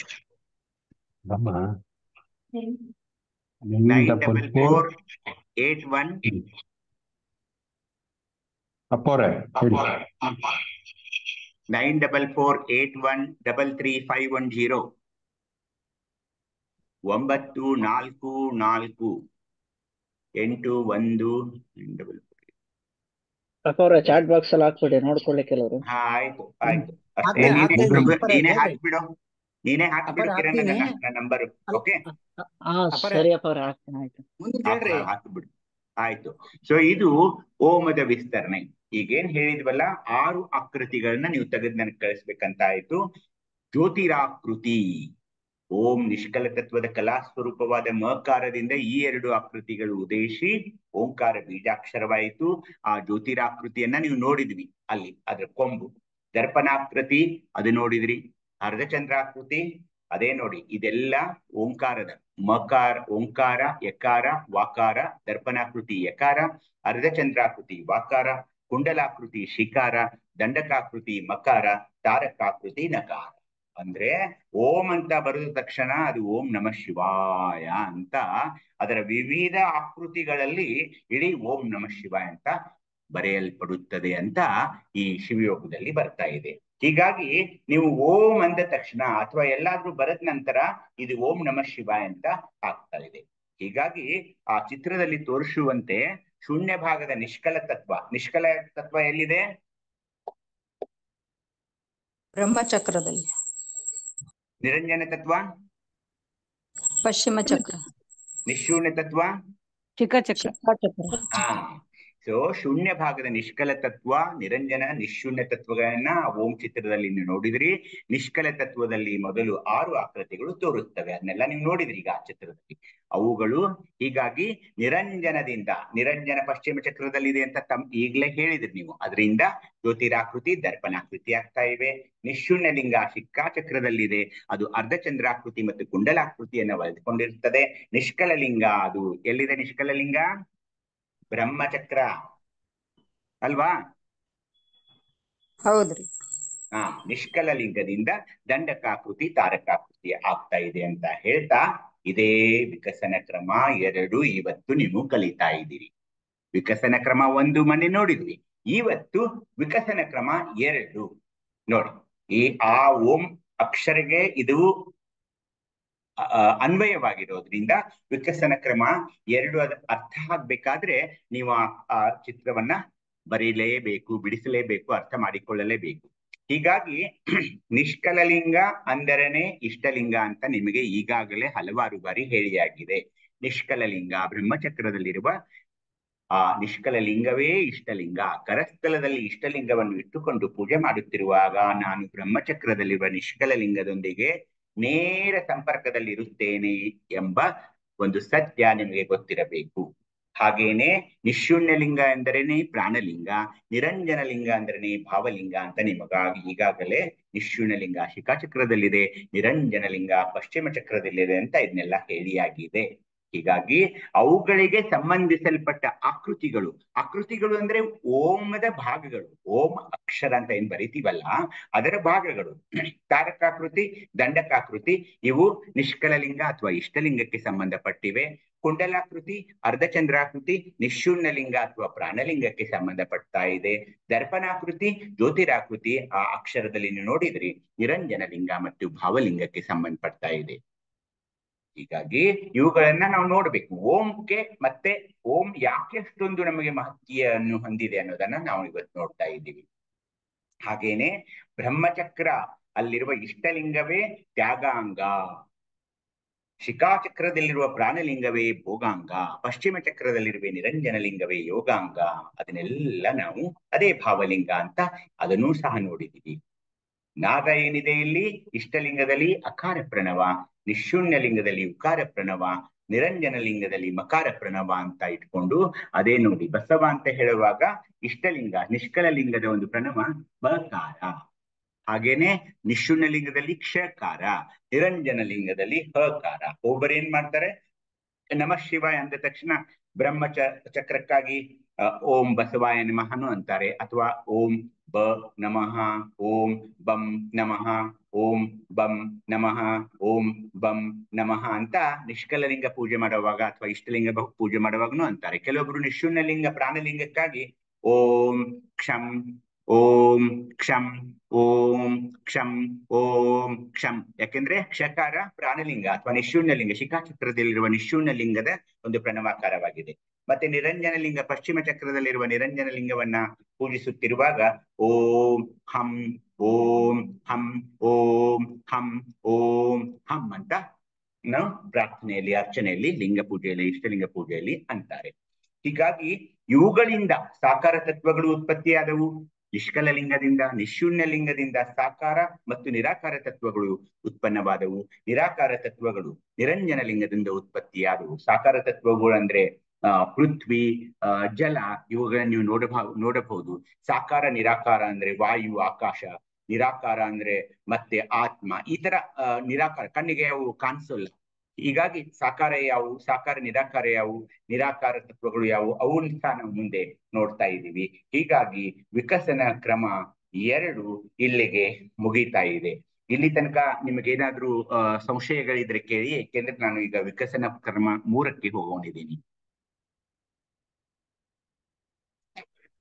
ಅಪ್ಪ ಅವ್ರೆ ವಾಟ್ಸಪ್ ಅಲ್ಲಿ ಒಂದು ಚಿತ್ರ ಕಳ್ಸಿದೀನಿ, ಅದು ಹೇಗೆ ಅದು ಮನುಷ್ಯನ ಇದ್ರಲ್ಲೇ ಓಂಕಾರನ ಬಿಡಿಸಿದ್ದಾರೆ. ಈಗ ನಾನು ನನ್ನ ಫೋನ್ ಇಲ್ಲ, ನನ್ನ ಹತ್ರ ನನ್ನ ಫೋನ್ ಇಲ್ಲ ನಾನು ನೋಡೋಕೆ. ಹಾ ಸರಿ ಅಪ್ಪ ಅವ್ರೆ, ನೋಡ್ಬಿಟ್ಟು ಆಮೇಲೆ ಹೇಳಿ. ಆಯ್ತು ಆಮೇಲೆ ಅದ್ ಮಾಡೋಣ ಆಯ್ತಾ? ಅಪರ್ದಿ ಮುಂದುವರ್ಲಿ, ಆಮೇಲೆ ಮಾಡೋಣ ಆಯ್ತಾ? ಶರಣಾರ್ಥಿ ಹೇಳಿ ಅಮ್ಮ. ಈಗ ಶಿಖಾಚಕ್ರ ನೀವು ಕ್ಷಕಾರ ಅಂದ್ರಲ್ರಿ, ಹ್ಮ್ ಈಗ ನಾನು ಮಾಡ್ತಾ ಇರೋದು ಆ ಬಸವ ಬಸವ ಹಾ ಅಂತೀರಿ ನೀವು. ಹಾ ಬಸವ ಅಲ್ಲಿ ತ್ರಿದಳದಲ್ಲಿ ಬಸವ ಇರೋದ್ರಿಂದ ನೀವು ಬಸವ ಅಂದ್ರೆ ಸಾಕು. ಅದಕ್ಕೆ ನಾನು ಏನ್ ಮಾಡಿದೀನಿ, ಬಸವ ಓಂ ನಮ ಶಿವಾಯ. ಬಸವ ಇಲ್ಲಿ ನೋಡಿ, ಬ ಅಂದ್ರೆ ಏನು, ಬಕಾರ ಪ್ರಣವ ಅಲ್ವಾ. ಇಷ್ಟಲಿಂಗ ನಿಷ್ಕಲ ಲಿಂಗದ ಏನ್ ಬಂತಿಲ್ಲಿದೆ, ಬಕಾರ ಅಂತಿದೆ ಅಲ್ವಾ, ಪ್ರಣವ. ಹಾ ಹೌದಿಲ್ಲ, ನಾನು ಇದು ಬಕಾರ. ಇಷ್ಟಲಿಂಗದಲ್ಲಿ ಬಕಾರ ಮಾಡ್ತೀವಿ. ಬಕಾರ ಇದೆ ಆಮೇಲೆ ಇಲ್ಲೋ, ಸೊ ಅದಕ್ಕೆ ಶಿಖಾಚಕ್ರದಲ್ಲಿ ಬಸವ ಆಯ್ತು. ಸಕಾರ ಸಕಾರ ಹಾ, ಶಿಖಾಚಕ್ರದಲ್ಲಿ ಸಕಾರ. ಇಲ್ಲ ಆಮೇಲೆ ಹಾಗಲ್ಲ. ಬಕಾರ ಪ್ರಣವ ಹಾ ನಿಷ್ಕಲ ಲಿಂಗದಲ್ಲಿದೆ, ಇಲ್ಲಿ ಬಸವ ಇದೆ. ಹಾ, ಈಗ ಏನ್ ಮಾಡ್ಬೇಕು, ಹಾ ಓಂ ಓ ನಾನೇನ್ ಹೇಳಿದೆ, ಬಸವ ಓಂ ಅಂತ ಹೇಳಿದೆ ನಿಮಗೆ. ಬಸವ ಅಂದ ಹಾ ತಕ್ಷಣ ಇಲ್ಲಿ ನೋಡಿ, ಇದು ಇಷ್ಟಲಿಂಗ. ನಿಷ್ಕಲ ಲಿಂಗದ ಏನಿದೆ ಅಲ್ಲ, ಇದು ಬಕಾರವನ್ನು ಆಯ್ತು. ಮುಂದೆ ನಿಶೂನ್ಯ ಲಿಂಗದ ಬ ಸ ವ ಮೂರಕ್ಷರಗಳು ಇವೆ ತ್ರಿದಳದಲ್ಲಿ. ಹಾ ಹೌದಿಲ್ವೋ, ಹಾ ಶಕಾಚಕ್ರದ ಹೌದು 3 ದಳದಲ್ಲಿ ಬಸವ ಇದೆ. ಅದಕ್ಕೆ ನಾನು ಏನ್ ಮಾಡಿದೆ, ಹಾ ಬಸವ ಓಂ ಅಂದೆ. ಓಂ ಅಂದ ತಕ್ಷಣ ಆಜ್ಞಾ ಚಕ್ರಕ್ಕೆ ಹೋಗ್ಬಿಡ್ತೀರಾ. ನಮ ಶಿವಾಯ ಹ್ಮ್ ಅಂದಾಗ ನೀವೇನ್ ಮಾಡ್ತೀರಾ, ಕೆಳಗಿನ ಚಕ್ರ ಎಲ್ಲ ಆಯ್ತು, ಇರ್ಲಿ. ಈಗ ಈ ಹಾ ಚಕ್ರ ಒಂದ ಉಳಿತಲ್ಲ, ಯಾವುದು, ನಿರಂಜನ ಲಿಂಗ. ಅಲ್ಲಿ ಏನ್ ಹೇಳ್ತಿದ್ದಾರೆ ಅಂದ್ರೆ, ನೀವು ಭಾರತೀ ತಾಯಿಯವರ ಒಂದು ಪುಸ್ತಕ ಯಾವುದು, ಅಲ್ಲಮ ಪ್ರಭುವಿಂದ ಮಂತ್ರಗೋಪ್ತ ಅಂತ ಏನಿದೆಯಲ್ಲ, ಅಲ್ಲಿ ಏನ್ ಹ್ಮ್ ಹೇಳ್ತಿದಾರಂದ್ರೆ, ಈ ಶಿಖಾಚಕ್ರದ ತುದಿಯು, ಸ್ವಲ್ಪ ಲಕ್ಷ್ಯ ಕೊಟ್ಟು ಕೇಳಿ, ಶಿಖಾಚಕ್ರದ ತುದಿಯು ಪಶ್ಚಿಮ ಚಕ್ರದವರೆಗೆ ಹಬ್ಬಿರುತ್ತದೆ. ಪಶ್ಚಿಮ ಚಕ್ರದಲ್ಲಿ ಯಾವ ಲಿಂಗವಿದೆ, ನಿಷ್ಕಲ ಇದು ನಿರಂಜನ ನಿರಂಜನ ಲಿಂಗ ಪಕ್ಷಿ. ಮತ್ತೆ ನೋಡಿ, ಲಿಂಗ ಪಶ್ಚಿಮ ಚಕ್ರ ನಿರಂಜನ ಲಿಂಗ. ನಿರಂಜನ ಲಿಂಗ. ಹೀಗಾಗಿ ನೀವು ಬಸವ ಓಂ ಅಂದಾಗ ಇಷ್ಟಲಿಂಗ, ಪ್ರಾಣಲಿಂಗ, ಭಾವಲಿಂಗ, ಅಥವಾ ನಿಷ್ಕಲಲಿಂಗ, ನಿಶೂನ್ಯಲಿಂಗ, ನಿರಂಜನ ಲಿಂಗದ ತನಕ ನೀವು ಆ ಪ್ರಾರ್ಥನೆಯನ್ನು ಮಾಡ್ತಾ ಇದ್ದೀರಿ. ಹೀಗಾಗಿ ಬಸವ ಓಂ ನಮ ಶಿವಾಯ, ಬಸವ ಓಂ ನಮ ಶಿವಾಯ, ಬಸವ ಓಂ ನಮ ಶಿವಾಯ ಅಂದಾಗ ಎಲ್ಲಾ ಚಕ್ರಗಳು, ಅನುಚಕ್ರವನ್ನು ಬಿಡಿ, ಅಲ್ಲೇನೂ ಇಲ್ಲ, ಅಲ್ಲಿ ಯಾವ ಪ್ರಾರ್ಥನೆಯೂ ಸಲ್ಲಲ್ಲ. ಅದು ಒಂದು ತಟಸ್ಥ ಸ್ಥಿತಿಯಲ್ಲಿ ಸಹಜ ಸ್ಥಳದಲ್ಲಿ ಇರೋದ್ರಿಂದ ಅದಕ್ಕೇನ್ ಪ್ರಾರ್ಥನೆ ಬೇಕಾಗಿಲ್ಲ. ಉಳಿದೆಲ್ಲ ನವಚಕ್ರಗಳು. ಬಸವ ಓಂ ನಮ ಶಿವಾಯ ಅಂದಾಗ ಎಷ್ಟಕ್ಷರ ಆಯ್ತು ನೋಡಿ, ಪ ಸ ವ ಓಂ ನ ಮ ಸಿ ವಾ ಯ, 9 ಚಕ್ರಗಳು, ನವಚಕ್ರಗಳು. ಅರ್ಥ ಆಗ್ತಾ ಇದೆಯಾ? ಪಶ್ಚಿಮ ಚಕ್ರ, ಶಿಖಾಚಕ್ರ, ಬ್ರಹ್ಮಚಕ್ರ, ಆಜ್ಞಾಚಕ್ರ, ವಿಶುದ್ಧಿ ಚಕ್ರ, ಹಾಗೇನೆ ಅನಾಹತ ಚಕ್ರ, ಮುಂದೆ ಯಾವ್ದು ಮಣಿಪೂರಕ ಚಕ್ರ, ಸ್ವಾಧಿಷ್ಠಾನ ಚಕ್ರ, ಆಧಾರ ಚಕ್ರ, 9 ಚಕ್ರ ಆಯ್ತು. ಅರ್ಥವಾಗ್ತಾ ಇದೆಯಾ? ಆಗ್ತಿದೆ ಅಪ್ಪ. ಇದೇ ವಿಕಸನ ಕ್ರಮ ಏನು, ಇದ್ ನೆನ್ಪಿಟ್ಕೋಬೇಕು. ಇದರಿಂದ ಇವೇನಿದೆ ಅಲ್ಲ, ಸಾಕಾರ ನಿರಾಕಾರ ತತ್ವ, ಇವು ಪಂಚಮಹಾಭೂತಗಳು. ಇದರಿಂದ ಸಾಕಾರ ತತ್ವ ಅಂದ್ರೆ ನಿಮ್ಗೆ ಕಣ್ಣಿಗೆ ಕಾಣಿಸ್ಬೇಕು. ಪೃಥ್ವಿ ಮತ್ತು ಜಲ, you can see it, you can feel it. ನೀವು ಪೃಥ್ವಿ ಮೇಲೆ ಇದೀರಾ, ಈಗ ಪೃಥ್ವಿಯನ್ನು ನೋಡಬಹುದು ನೀವು. ಹಾಗೇನೆ ಜಲ, ನೀರನ್ನ ಕೈಯ ಕುಡಿಬಹುದು, ಮುಟ್ಟಬಹುದು. ಸಾಕಾರ ನಿರಾಕಾರ ತತ್ವದಲ್ಲಿ ಇಲ್ಲಿ ಬೇರೆ ಬೇರೆ ಬರ್ತವೆ. ಅದು ಅಂದ್ರೆ ನೋಡೋಕ್ಕೂ ಕಂಡಂಗೂ ಆಗುತ್ತೆ, ಕಾಣ್ದಿರೋ ಹಾಗೇನೂ ಇರುತ್ತೆ. ನಿರಾಕಾರ ತತ್ವ ಅಂದ್ರೆ ಇವನು ಮುಂದೆ ಬರುತ್ತದೆ ಮುಂದಿನ ಕ್ರಮಗಳಲ್ಲಿ. ಆದ್ರೆ ಇಷ್ಟು ನೀವು ನೆನ್ಪಿಟ್ಕೊಳ್ಳಿ, ಆ ಓಂ ಅಕ್ಷರದ ಆಕೃತಿಗಳು ಯಾವುವು, ನಾವು ಇದುವರೆಗೆ ಜ್ಞಾನ ಪಡೆದುಕೊಂಡಂತಹ ಚಕ್ರಗಳು, ಇವೆಲ್ಲ ಹೇಗಿದೆ ಅಂದ್ರೆ ಒಂದಕ್ಕೊಂದು ಸಕೀಲಗಳು. ಅಲ್ಲಿಂದ ಇಲ್ಲಿ, ಇಲ್ಲಿಂದ ಅಲ್ಲಿ, ಅಲ್ಲಿಂದ ಇಲ್ಲಿ. ಅದೇ ಶಿವಯೋಗ ಅಂದ್ರೆ ಏನು, ನೀವು ಇಷ್ಟಲಿಂಗ ಕರಸ್ಥಲದಲ್ಲಿ ಇಟ್ಟ ತಕ್ಷಣ ಅದು ತನ್ನಿಂತಾನೆ, ನಿಮ್ಗೆ ಅರಿವಿಲ್ಲದೆ, ನಿಮಗ್ ಬೇಕವೋ ಬೇಡವೋ, ಆದರೆ ಉಳಿದ ಎಲ್ಲಾ ಲಿಂಗಗಳು, ಯಾಕೆಂದ್ರೆ ನೀವು ಲಿಂಗಾಂಗ ಯೋಗಿಯಾಗಿ ಶಿವಯೋಗ ಮಾಡ್ತಾ ಇದ್ದೀರಿ. ನಿಮ್ಮ ಅಣುವು ಲಿಂಗಮಯವಾಗಿದೆ. ನೀವು ಲಿಂಗಾಂಗ ಯೋಗಿಯಾಗಿದ್ದರಿಂದ ನೀವು ಇಷ್ಟಲಿಂಗದಲ್ಲಿ ಬಸವ ಓಂ ನಮ ಶಿವಾಯ ಅಂದ ತಕ್ಷಣ ಇಡೀ ದೇಹದಲ್ಲಿರುವ ಎಲ್ಲಾ ಲಿಂಗಗಳ ಒಂದು ಅರ್ಚನೆ ನಡೀತಾ ಇದೆ ಅನ್ನೋ ಒಂದು ಸದ್ಭಾವನೆ, ಅದೇ ಶಿವಯೋಗದಲ್ಲಿ ನೀವು ಲೀನರಾಗಬೇಕು. ಆ ಇಷ್ಟಲಿಂಗದಲ್ಲಿ ಕೈಯಲ್ಲಿ ಇಟ್ಟುಕೊಂಡು, ಕಣ್ಣಿನ ಮುಂದೆ ಇಟ್ಟುಕೊಂಡು ಆ ಶಿವಯೋಗ ಹೇಗೆ ಮಾಡೋದು ಪ್ರಾಕ್ಟಿಕಲ್ ನಂತರ ನೋಡೋಣ. ಅದನ್ನು ವಿಡಿಯೋದನ್ನೆಲ್ಲ ಮಾಡೋಣ, ನಾವೆಲ್ಲಾದ್ರೂ ಕೂತ್ಕೊಂಡು ಮಾಡೋಣ. ಆದ್ರೆ ಕೈಯಲ್ಲಿ ಆ ಕರಹಸ್ತದಲ್ಲಿ ಲಿಂಗವನ್ನು ಇಟ್ಕೊಂಡು ಓಂ ಅನ್ಬೇಡಿ. ಮೊದಲು ನಮ್ಮ ಗುರುದೇವರ ಹೆಸರು ಬಸವ ಓಂ ನಮ ಶಿವಾಯ, ಬಸವ ಓಂ ನಮ ಶಿವಾಯ, ಬಸವ ಓಂ ನಮ ಶಿವಾಯ, ಹೀಗೆ ಅನ್ಬೇಕಾಗ್ತಾ ಇದೆ. ಹೀಗಾಗಿ ಇದು ಶಿವಯೋಗದ ಇದು ಜ್ಞಾನ, ಇದು ನೀವು ಪಡಿತಾನೇ ಹೋಗ್ತೀರಾ. ಹೀಗಾಗಿ ವಿಕಸನ ಕ್ರಮ 2. ಈಗ ನಾವು ವಿಕಸನ ಕ್ರಮ 3 ಯಾಕೆ ಇದ್ರ 3 ನಂದು ಅಲ್ಲ, ನಾನೇನ್ ಕೇಳ್ತಾ ಇದ್ದೀನಿ, ಈಗ ನಕಾರ ಮಕಾರ ಶಿಕಾರ ವಕಾರ ಹಿಂಗಂತೀವಲ್ಲ, ಆಮೇಲೆ ಇದು ಬ್ರಹ್ಮಚಕ್ರಕ್ಕೆ ಬಕಾರ ಅಂತಂತೀವಿ, ಶಿಖಾಚಕ್ರಕ್ಕೆ ಬಸವನೇ ಅನ್ಬೇಕೋ ಏನು ಕ್ಷಕಾರ ಇಲ್ಲ, ಕ್ಷ ಅದ್ರಲ್ಲಿ ಬಂತಲ್ಲ ಬಸವ ಅಂದ ತಕ್ಷಣ ನೀವು ಬಸವ ಅಂದ ತಕ್ಷಣ ಇಷ್ಟಲಿಂಗ, ಪ್ರಾಣಲಿಂಗ, ಭಾವಲಿಂಗ, ನಿಷ್ಕಲಲಿಂಗ, ನಿಶೂನ್ಯಲಿಂಗ, ನಿರಂಜನಲಿಂಗ, ಪಶ್ಚಿಮ ಚಕ್ರ, ಶಿಖಾಚಕ್ರ, ಬ್ರಹ್ಮಚಕ್ರ 3ನೂ ಬಸವ ಅಂತ ಆಗ್ಬಿಡ್ತು. ಅಂದ್ರೆ ನಾನು ಬಕಾರ ಯಾವ ಅಕ್ಷರ ಅನ್ಬೇಕಂತ ಕೇಳ್ತಾ ಇದೀನಿ, ಅಲ್ಲಿ ಅಕ್ಷರ ಯಾವ್ದು ಅನ್ಬೇಕು ಅಂತ. ನೀವು ಬಸವ ಅಂದ ತಕ್ಷಣ 3 ಚಕ್ರಗಳು ಮುಗಿದು ಹೋಯ್ತು. ಅಂದ್ರೆ 3 ಚಕ್ರ ಅಂದ್ರೆ ಒಂದೊಂದ್ ಚಕ್ರಕ್ಕ ಇದು ಮಾಡೋದಲ್ರಿ, ಧ್ಯಾನ ಇಲ್ಲ ಮಾಡೋದಲ್ಲ? ಇಲ್ಲ ಇಲ್ಲ, ಬಸವ ಅಂದ ತಕ್ಷಣ ಬಕಾರ ಪ್ರಣವ ನಿಷ್ಕಲ ಲಿಂಗದಲ್ಲಿರೋದ್ರಿಂದ ಅಲ್ಲಿ ಬಕಾರ ಬಂದಿತ್ತು. ನಮ್ಮ ನಿಶೂನ್ಯ ಲಿಂಗ ಶಿಖಾಚಕ್ರದಲ್ಲಿರುವ ನಿಶೂನ್ಯ ಲಿಂಗದ ತ್ರಿದಳದಲ್ಲಿ ಬಸವ ಅಕ್ಷರಗಳೇ ಇವೆ. ಇದೇ ನಿಶೂನ್ಯ ಲಿಂಗ ಅಥವಾ ಶಿಖಾಚಕ್ರದ ತುದಿ ಅದು ಪಶ್ಚಿಮ ಚಕ್ರಕ್ಕೆ ಹೋಗಿ ಮುಟ್ತಾ ಇರೋದ್ರಿಂದ ಆ ಬಸವ ನಾದ ಅಲ್ಲಿಯೂ ಹೋಗಿ ಮುಟ್ತಾ ಇರೋದ್ರಿಂದ ನಾವು ಬಸವ ಅಂದ ತಕ್ಷಣ ಈ 3 ಚಕ್ರಗಳಲ್ಲಿರುವ 3 ಲಿಂಗಗಳ ಪೂಜೆ ಆಗ್ತಾ ಇದೆ ಅಂತ ಶರಣರು ಹೇಳ್ತಾ ಇದ್ದಾರೆ. ಅಪ್ಪರೆ ಶರಣಾರ್ಥಿ ಅಪ್ಪರೆ ಹೇಳಿ ಹೇಳಿ. ಅಪ್ಪರೆ ಈಗ ಬಸವ ಓಂ ನಮ ಶಿವ ಇದೆಯಲ್ಲ, ಈಗ ಬಸವ ಪಶ್ಚಿಮ ಚಕ್ರದಿಂದ ಶುರು ಆಗ್ಬೇಕಲ್ಲ ಅಪ್ಪ. ಈಗ ಬಸವ ಬ್ರಹ್ಮಚಕ್ರಕ್ಕೆ ಬಂತು, ಅದ್ರ ಮುಂದೆ ನೆಕ್ಸ್ಟ್ ಏನಿದೆ ಓಂ ನಮ ಶಿವಾಯ. ಅಲ್ಲಿಗೆ ಏನಾಯ್ತು, ಬಸವ ಆದ ನಂತರ ಓಂ ಇದೆ ಅಲ್ವಾ ಅಪ್ಪರೆ? ಈಗ ಬಸವ ಮತ್ ನೀವು ಬ್ರಹ್ಮಚಕ್ರಕ್ಕೆ ನೀವು ಅದನ್ನ ಜೋಡ್ಸಿದ್ರೆ ಅದು ಪಶ್ಚಿಮ ಚಕ್ರಕ್ಕೆ ಹೋಗಿ ಹಿಂಡಾಗ್ಬಿಡುತ್ತೆ. ಈಗ ಈಗ ಊರ್ಧ್ವ ಮುಖಕ್ಕೆ ಹೋದಾಗ ಏನಾಗುತ್ತೆ, ಕೆಳಗಿಂದ ಬರ್ತೀವಿ ಇಲ್ಲಿಂದ, ಈಗ ಆಧಾರ ಚಕ್ರದಿಂದ ಅಲ್ವಾ. ನಮ ಶಿವಾಯ ಓ ಬಸವ ಎಲ್ಲಿಂದ ಬ್ರಹ್ಮಚಕ್ರಕ್ಕೆ ಹೋಗಿ ಅಲ್ಲಿ ಪಶ್ಚಿಮ ಚಕ್ರಕ್ಕೆ ಎಂಡ್ ಆಗುತ್ತೆ. ಯಾವಾಗ ಅದು ಅಲ್ಲ, ಶಂಭುಲಿಂಗನ ಹಾಗೇನು ಅನ್ಬೋದು ನೀವು. ನಮ ಶಿವಾಯ ಓಂ ಬಸವನು ಅನ್ಬಹುದು.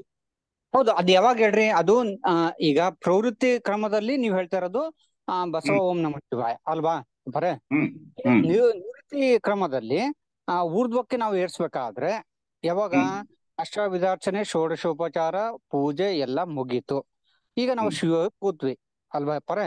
ಅವಾಗ ಏನ್ ಮಾಡ್ತೀವಿ, ಓಂ ನಮ್ ನಮ್, ಈಗ ನಾ ಇಂದ ಶುರು ಮಾಡ್ತೀವಿ, ಮ ಶಿ ವ ಯ ಓಂ, ಇಲ್ಲಿ ಓಂಕಾರಕ್ಕೆ ಬರ್ತೀವಿ.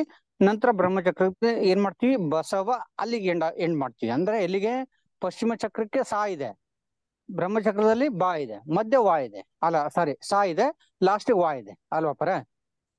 ಈಗ ನೀವ್ ಹೇಳ್ದಾಗೆ ಪ್ರವೃತ್ತಿ ಮಾರ್ಗದಲ್ಲಿ ಏನಿದೆ, ನಾವೇನು ಬಸವ ಪಶ್ಚಿಮ ಚಕ್ರದಿಂದ ಶುರು ಮಾಡ್ತೀವಿ, ಬಾ ಮೊದ್ಲು ಪಶ್ಚಿಮದಿಂದ ಶುರು ಆಗುತ್ತೆ, ಎಂಡ್ ಆಗೋದು ಇಲ್ಲಿಗೆ ಶಿವಾಯ ಯ ಆಧಾರ ಚಕ್ರಕ್ಕೆ ಎಂಡ್ ಆಗುತ್ತೆ. ಈಗ ಇಲ್ಲಿ ಕನ್ಫ್ಯೂಷನ್ ಆಗ್ತಾ ಇದೆ, ಹಾಗಾಗಿ ಹೆಂಗ್ ಮಾಡೋದು? ಕನ್ಫ್ಯೂಷನ್ ಮಾಡ್ಕೊಳ್ಬೇಡಿ. ನಿಮ್ಮ ಹತ್ರ ಈಗ ಆಪ್ಷನ್ ಇದೆ, ಏನಂದ್ರೆ ಈಗ ನೋಡಿ 3 ಆಪ್ಷನ್ ಇದೆ. 1ನೇ ಆಪ್ಷನ್ ಏನು ಅಂದ್ರೆ ನಾನ್ ಹೇಳಿದ್ದು, ಅದು ಬೇಡ ಅಂದ್ರೆ ಇನ್ನೊಂದು ಆಪ್ಷನ್ ಇದೆ. ಏನಿದೆ, ಓಂ ನಮ ಶಿವಾಯ ಅಂತ ಸಿಂಪಲ್ ಅಂತಾರೆ. ಓಂ ಎಲ್ಲಿದೆ ಹೇಳಿ? ಆಜ್ಞಾ ಚಕ್ರದಲ್ಲಿ ಆಜ್ಞಾ ಚಕ್ರದಲ್ಲಿದೆ. ಈಗ ನೀವು ಕಣ್ಣಿನಿಂದ ತ್ರಿಕುಟಿ ಮಧ್ಯೆ ಇವೆರಡು ಹುಬ್ಬಗಳ ನಡುವಿರುವಂತ ಆಜ್ಞಾ ಚಕ್ರದಿಂದ ಲಿಂಗವನ್ನು ನೋಡ್ತಾ ಇದ್ದೀರಿ, ಅದಕ್ಕೆ ನಾನು ಓಂ ಮೊದಲು ತಗೊಳ್ತೀನಿ ಅಂತ ಕೆಲವೊಬ್ರು ಹೇಳ್ತಾರೆ. ಅಂದವ್ರು ಏನ್ ಮಾಡ್ತಾರೆ, ಓಂ ನಿಂದ ಕೆಳಗೆ ಹೋಗಿ ನಮ ಶಿವಾಯ ಅಂತ ಕೆಳಗಿನಿಂದ ಚಕ್ರಗಳನ್ನ ಶುರು ಮಾಡ್ತಾರೆ. ಇದು 2ನೇ ಪದ್ಧತಿ. 3ನೇ ಪದ್ಧತಿನ ನೀವ್ ಹೇಳ್ತಿದ್ರಲ್ಲ, ನಮ ಶಿವಾಯ ಓಂ ಬಸವ, ಅದನ್ನು ಅನ್ಬೋದು. ಅಂದ್ರೆ 3 ಆಪ್ಷನ್. ಇಲ್ಲಿ ಆರೋಹಣಕ್ಕೊಮ್ಮೆ ಅವರೋಹಣಕ್ಕೊಮ್ಮೆ ಅಂತ ಹೇಳ್ತಾರೆ, ಆರೋಹಣಕ್ಕೊಮ್ಮೆ ಅವರೋಹಣಕ್ಕೊಮ್ಮೆ ಅಂತ. ನಾವೀಗ ಅಧೋಮುಖವಾಗಿ ಬಂದಿದ್ದೀವಿ, ಈಗ ಊರ್ಧ್ವ ಮುಖವಾಗಿ ಹೋಗ್ಬೇಕಾದ್ರೆ ಮಂತ್ರ ನಾವು ಸೀದಾ ಮಾಡ್ಕೊಂಡು ಹೋಗ್ಬೇಕು, ಉಲ್ಟೋದಿಂದ ಬಂದಿದೀವಿ ಅಂತ ಅವ್ರು ಹೇಳ್ತಾ ಇದ್ದಾರೆ. ನಾನ್ ಹೇಳೋದೇನಂದ್ರೆ, ನೀವ್ ಎಲ್ಲಾ ಲಿಂಗಗಳ ಒಂದು ಅರ್ಚನೆ ಇಲ್ಲಿ ಆಗ್ಬೇಕು. ನೀವು ಹೀಗೆ ಹೋಗೋರಿದ್ರೆ ಓಂ ನಮ ಶಿವಾಯ ಅಂದ್ರೆ ಆಜ್ಞಾ ಚಕ್ರದಿಂದ ಕೆಳಗೆ, ಆಧಾರ ಚಕ್ರದಿಂದ ಮೇಲೆ ಹೋಗೋರಿದ್ರೆ ಹಾಗೆ ಮಾಡಿ. ಇಲ್ಲ ನಮ ಶಿವಾಯ ಓಂ ಬಸವ ಅನ್ನೋರಿದ್ರೆ ಹಾಗೆ ಮಾಡಿ. ನಾನ್ ಯಾಕೆ ಹಾಗೆ ಇಟ್ಕೊಂಡಿದ್ದೀನಿ ಅಂದ್ರೆ, ನನ್ನ ಗುರುದೇವರು ಬಸವ, ಆ ಬಸವ ಅಕ್ಷರಗಳು ನನ್ನ ಇಡೀ ಮಸ್ತಿಕದಲ್ಲಿದೆ. ಆಜ್ಞಾ ಚಕ್ರದಲ್ಲಿ ಓಂ ಇದೆ. ಕೆಳಗಿನ ಚಕ್ರಗಳನ್ನಿದೆಯಲ್ಲ, ಆಧಾರ ಚಕ್ರದಿಂದ ಹಿಡಿದು ವಿಶುದ್ಧಿ ಚಕ್ರವರೆಗೆ, ಅವುಗಳನ್ನ ನಾನು ನಂತರ ಹೇಳೋ ಒಂದು ಮಂತ್ರವನ್ನು ನಾನು ರೂಢಿ ಮಾಡ್ಕೊಂಡಿದ್ದೀನಿ. ಹೀಗಾಗಿ ಒಂದ್ ನಿಮಿಷ ನಾನು ಹೇಳೋದು ಮುಗಿಸ್ಲಿ. ಅಧೋಮುಖ ಊರ್ಧ್ವಮುಖ ಅಂತ ಇಲ್ಲಿಲ್ಲ, ನಾನ್ ತಿಳ್ಕೊಂಡಿರೋದು. ನಿಮ್ಗೆ ಹಾಗ್ ಮಾಡ್ಬೇಕಾಗಿದ್ರೆ ಊರ್ಧ್ವಮುಖವಾಗಿಯೇ ನಾನು ಪ್ರಾರ್ಥನೆ ಮಾಡ್ಬೇಕಂದ್ರೆ ನೀವು ನಮಃ ಶಿವಾಯ ಓಂ ಬಸವ ಅಂದ್ರೂ ಏನೇನು ತಪ್ಪಿಲ್ಲ, ಏನೇನು ತಪ್ಪಿಲ್ಲ. ಹಾ ಅಪ್ಪಾವ್ರೆ ಅದು ಕರೆಕ್ಟ್ ಇದೆ. ಅಲ್ಲಿ ಬಾ ಮತ್ತೆ ವಾ ಇದೆಯಲ್ಲ, ಅದು ಏನಾಗುತ್ತೆ, ಚೇಂಜ್ ಆಗುತ್ತೆ. ಶಂಬಣ್ಣರಿಗೆ ಕನ್ಫ್ಯೂಷನ್ ಅಥವಾ ಇದು ಏನಂತಾರಂದ್ರೆ, ಅವರು ನಾವು ಈಗ ಪ್ರವೃತ್ತಿ ಮಾರ್ಗದಿಂದ ನಿವೃತ್ತಿ ಮಾರ್ಗ ಈಗ ಬರ್ತಾ ಇದೇವಲ್ರಿ, ಅಲ್ಲಿ ಈಗ ನಾವು ಈಗ ಏನಂತಂದ್ರೆ ಪ್ರವೃತ್ತಿ ಮಾರ್ಗದಿಂದ ಹೋಗ್ತೇವೆ ಅಂತ ತಿಳ್ಕೊಡ್ರಿ. ಆ ಪ್ರವೃತ್ತಿ ಮಾರ್ಗದಿಂದ ಬರ್ಬೇಕಾದ್ರೆ ಅಲ್ಲಿಂದ ಬಸವ ಅಂತ ಹೇಳ್ತೇವೆ. ಮತ್ತೆ ಇತ್ತಾಗಿಂದ ನಿವೃತ್ತಿ ಮಾರ್ಗ ಹೋದ್ರೆ ಉಲ್ಟಾ ಆಗೋದಿಲ್ಲ ಅನ್ನೋ ಲೆಕ್ಕದಾಗ ಅವ್ರು ಹೇಳ್ತಾರೆ. ಆದ್ರೆ ಅದು ಏನಂತಂದ್ರೆ ಈಗ ನಾವು ನಿವೃತ್ತಿ ಮಾರ್ಗದಿಂದ ಹೋಗ್ಬೇಕಾದ್ರೆ ನಮ ಶಿವಾಯ ಅಂತ ಹೇಳಿದ್ರೆ ನಿಷ್ಕಲ ನಿಶೂನ್ಯ ನಿರಂಜನ, ಅಲ್ಲಿ ನಿಷ್ಕಲ ಲಿಂಗಕ್ಕೆ ನಿರಂಜನ, ಇದು ನಿಷ್ಕಲ ನಿಶೂನ್ಯ ಲಿಂಗಕ್ಕೆ ಸ, ಆಮೇಲೆ ನಿರಂಜನ ಈ ಹಂತದೊಳಗೆ ಹೋಗ್ಬೇಕಂತಾರ. ಮತ್ತೆ ಅದು ಉಲ್ಟಾ ಬರುತ್ತಲ್ಲ ಅಂತ ಅವ್ರದ್ದು. ನಾನು ಅದೇ ಹೇಳಿದೆ, ಅದಕ್ಕೆ ನೀವು you have got every option. ನೀವು ಅದಕ್ಕೇನು ಕನ್ಫ್ಯೂಸ್ ಮಾಡ್ಕೊಳ್ಬೇಡಿ. ನೀವು ಹೀಗೆ ಹೋಗ್ಬೇಕಲ್ವಾ, ನಮಃ ಶಿವಾಯ ಓಂ ಬಸವ, ಏನ್ ತಪ್ಪಿಲ್ಲ, ಹಾಗೆ ಅನ್ನಿ. ಅರ್ಥವಾಯ್ತಾ? ನೀವು ನಮಃ ಶಿವಾಯ ಬಸವ, ನಮಃ ಶಿವಾಯ ಓಂ ನಮಃ ಶಿವಾಯ ಓಂ ಬಸವ ಅಂದ್ರು ಅದು ಏನ್ ತಪ್ಪಿಲ್ಲ. ಅಪ್ಪರ ಅದೇ ಈಗ ಬ್ರಹ್ಮಚಕ್ರಕ್ಕೆ ಬಾ ಬಂದ್ಬಿಡುತ್ತೆ ಅಲ್ಲಿ ಅಂತ ಬರ್ಲಿ. ನಾವು ಬಸವ ಬಕಾರ ಪ್ರಣವ ಏನಿದೆಯಲ್ಲ ಅದು ಬ್ರಹ್ಮಚಕ್ರದಲ್ಲಿಯೇ ಇದೆ. ಬ್ರಹ್ಮಚಕ್ರದ ಪ್ರಣವಾಕಾರ ಪ್ರಕಾರವೇ ಇದೆ ಅಲ್ವಾ? ಅಲ್ಲ, ಪ್ರವೃತ್ತಿ ಮಾರ್ಗದಲ್ಲಿ ಪಶ್ಚಿಮ ಚಕ್ರದಲ್ಲಿ ಇದೆಯಲ್ಲ. ಇಲ್ಲ ಇಲ್ಲ ಇಲ್ಲ, ಪಶ್ಚಿಮ ಚಕ್ರದಲ್ಲಿ ಎಲ್ಲಿದೆ ಬಕಾರ? ಬಕಾರ ಇದೆ. Don't confuse the things Shambhu. ಈಗ ನಿವೃತ್ತಿ ಮಾರ್ಗ ಚಕ್ರ ಚಾಲು ನಮ ಶಿವಾಯ ಓಂ ಅಂದ್ರೆ ಏನಾಗ್ತೈತಿ? ನಮಃ ಶಿವಾಯ ಓಂ ಅಂದ್ರೆ ಆಧಾರದಿಂದ ಬಂದು ಆಜ್ಞಾ ಚಕ್ರಕ್ಕೆ ನಿಂತ್ಕೊಳ್ಳುತ್ತೆ. ಆಜ್ಞಾ ಚಕ್ರದಿಂದ ನಾವು ಹೋಗ್ಬೇಕಲ್ಲ, ನಿಷ್ಕಲ ನಿಶೂನ್ಯ ನಿರಂಜನಕ್ಕೆ ಓಂ ಅಂದ್ರ ನೋಡಿ, ದಯವಿಟ್ಟು ಕೇಳಿ, ಎಲ್ರು ನೀವು ಶಿವಯೋಗಿಗಳು ಆಗ್ಲು ಹೋಗ್ತಾ ಇದ್ದೀರಾ. ಇಂತ ದಯವಿಟ್ಟು ಕೇಳಿ, ಒಂದ್ ನಿಮಿಷ.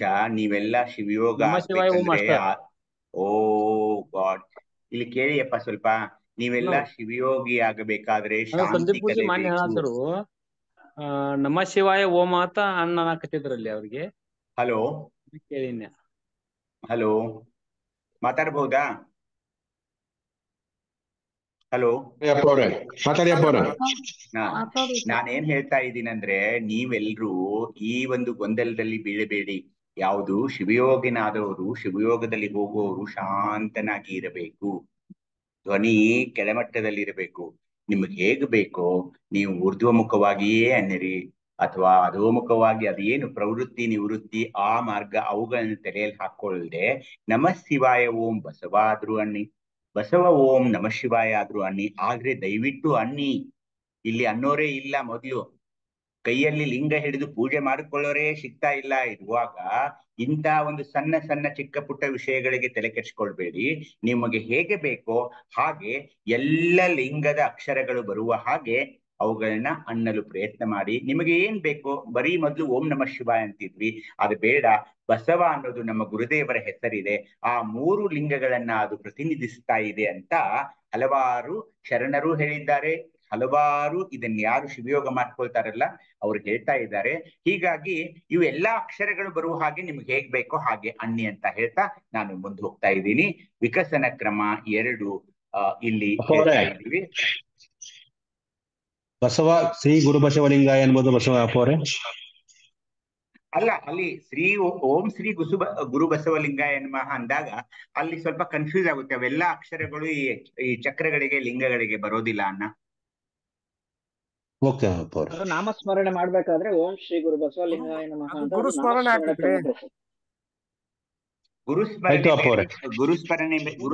ಬೇರೆ, ಇದು ಶಿವಯೋಗ ಬೇರೆ, ಶಿವಯೋಗ ಬೇರೆ. ಅದಕ್ಕೆ ಶಿವಯೋಗದಲ್ಲಿ ನೀವು ಈ ಅಕ್ಷರಗಳು ಬರುವ ಹಾಗೆ ನೋಡ್ಕೊಳ್ಳಿ ಅಷ್ಟೇ.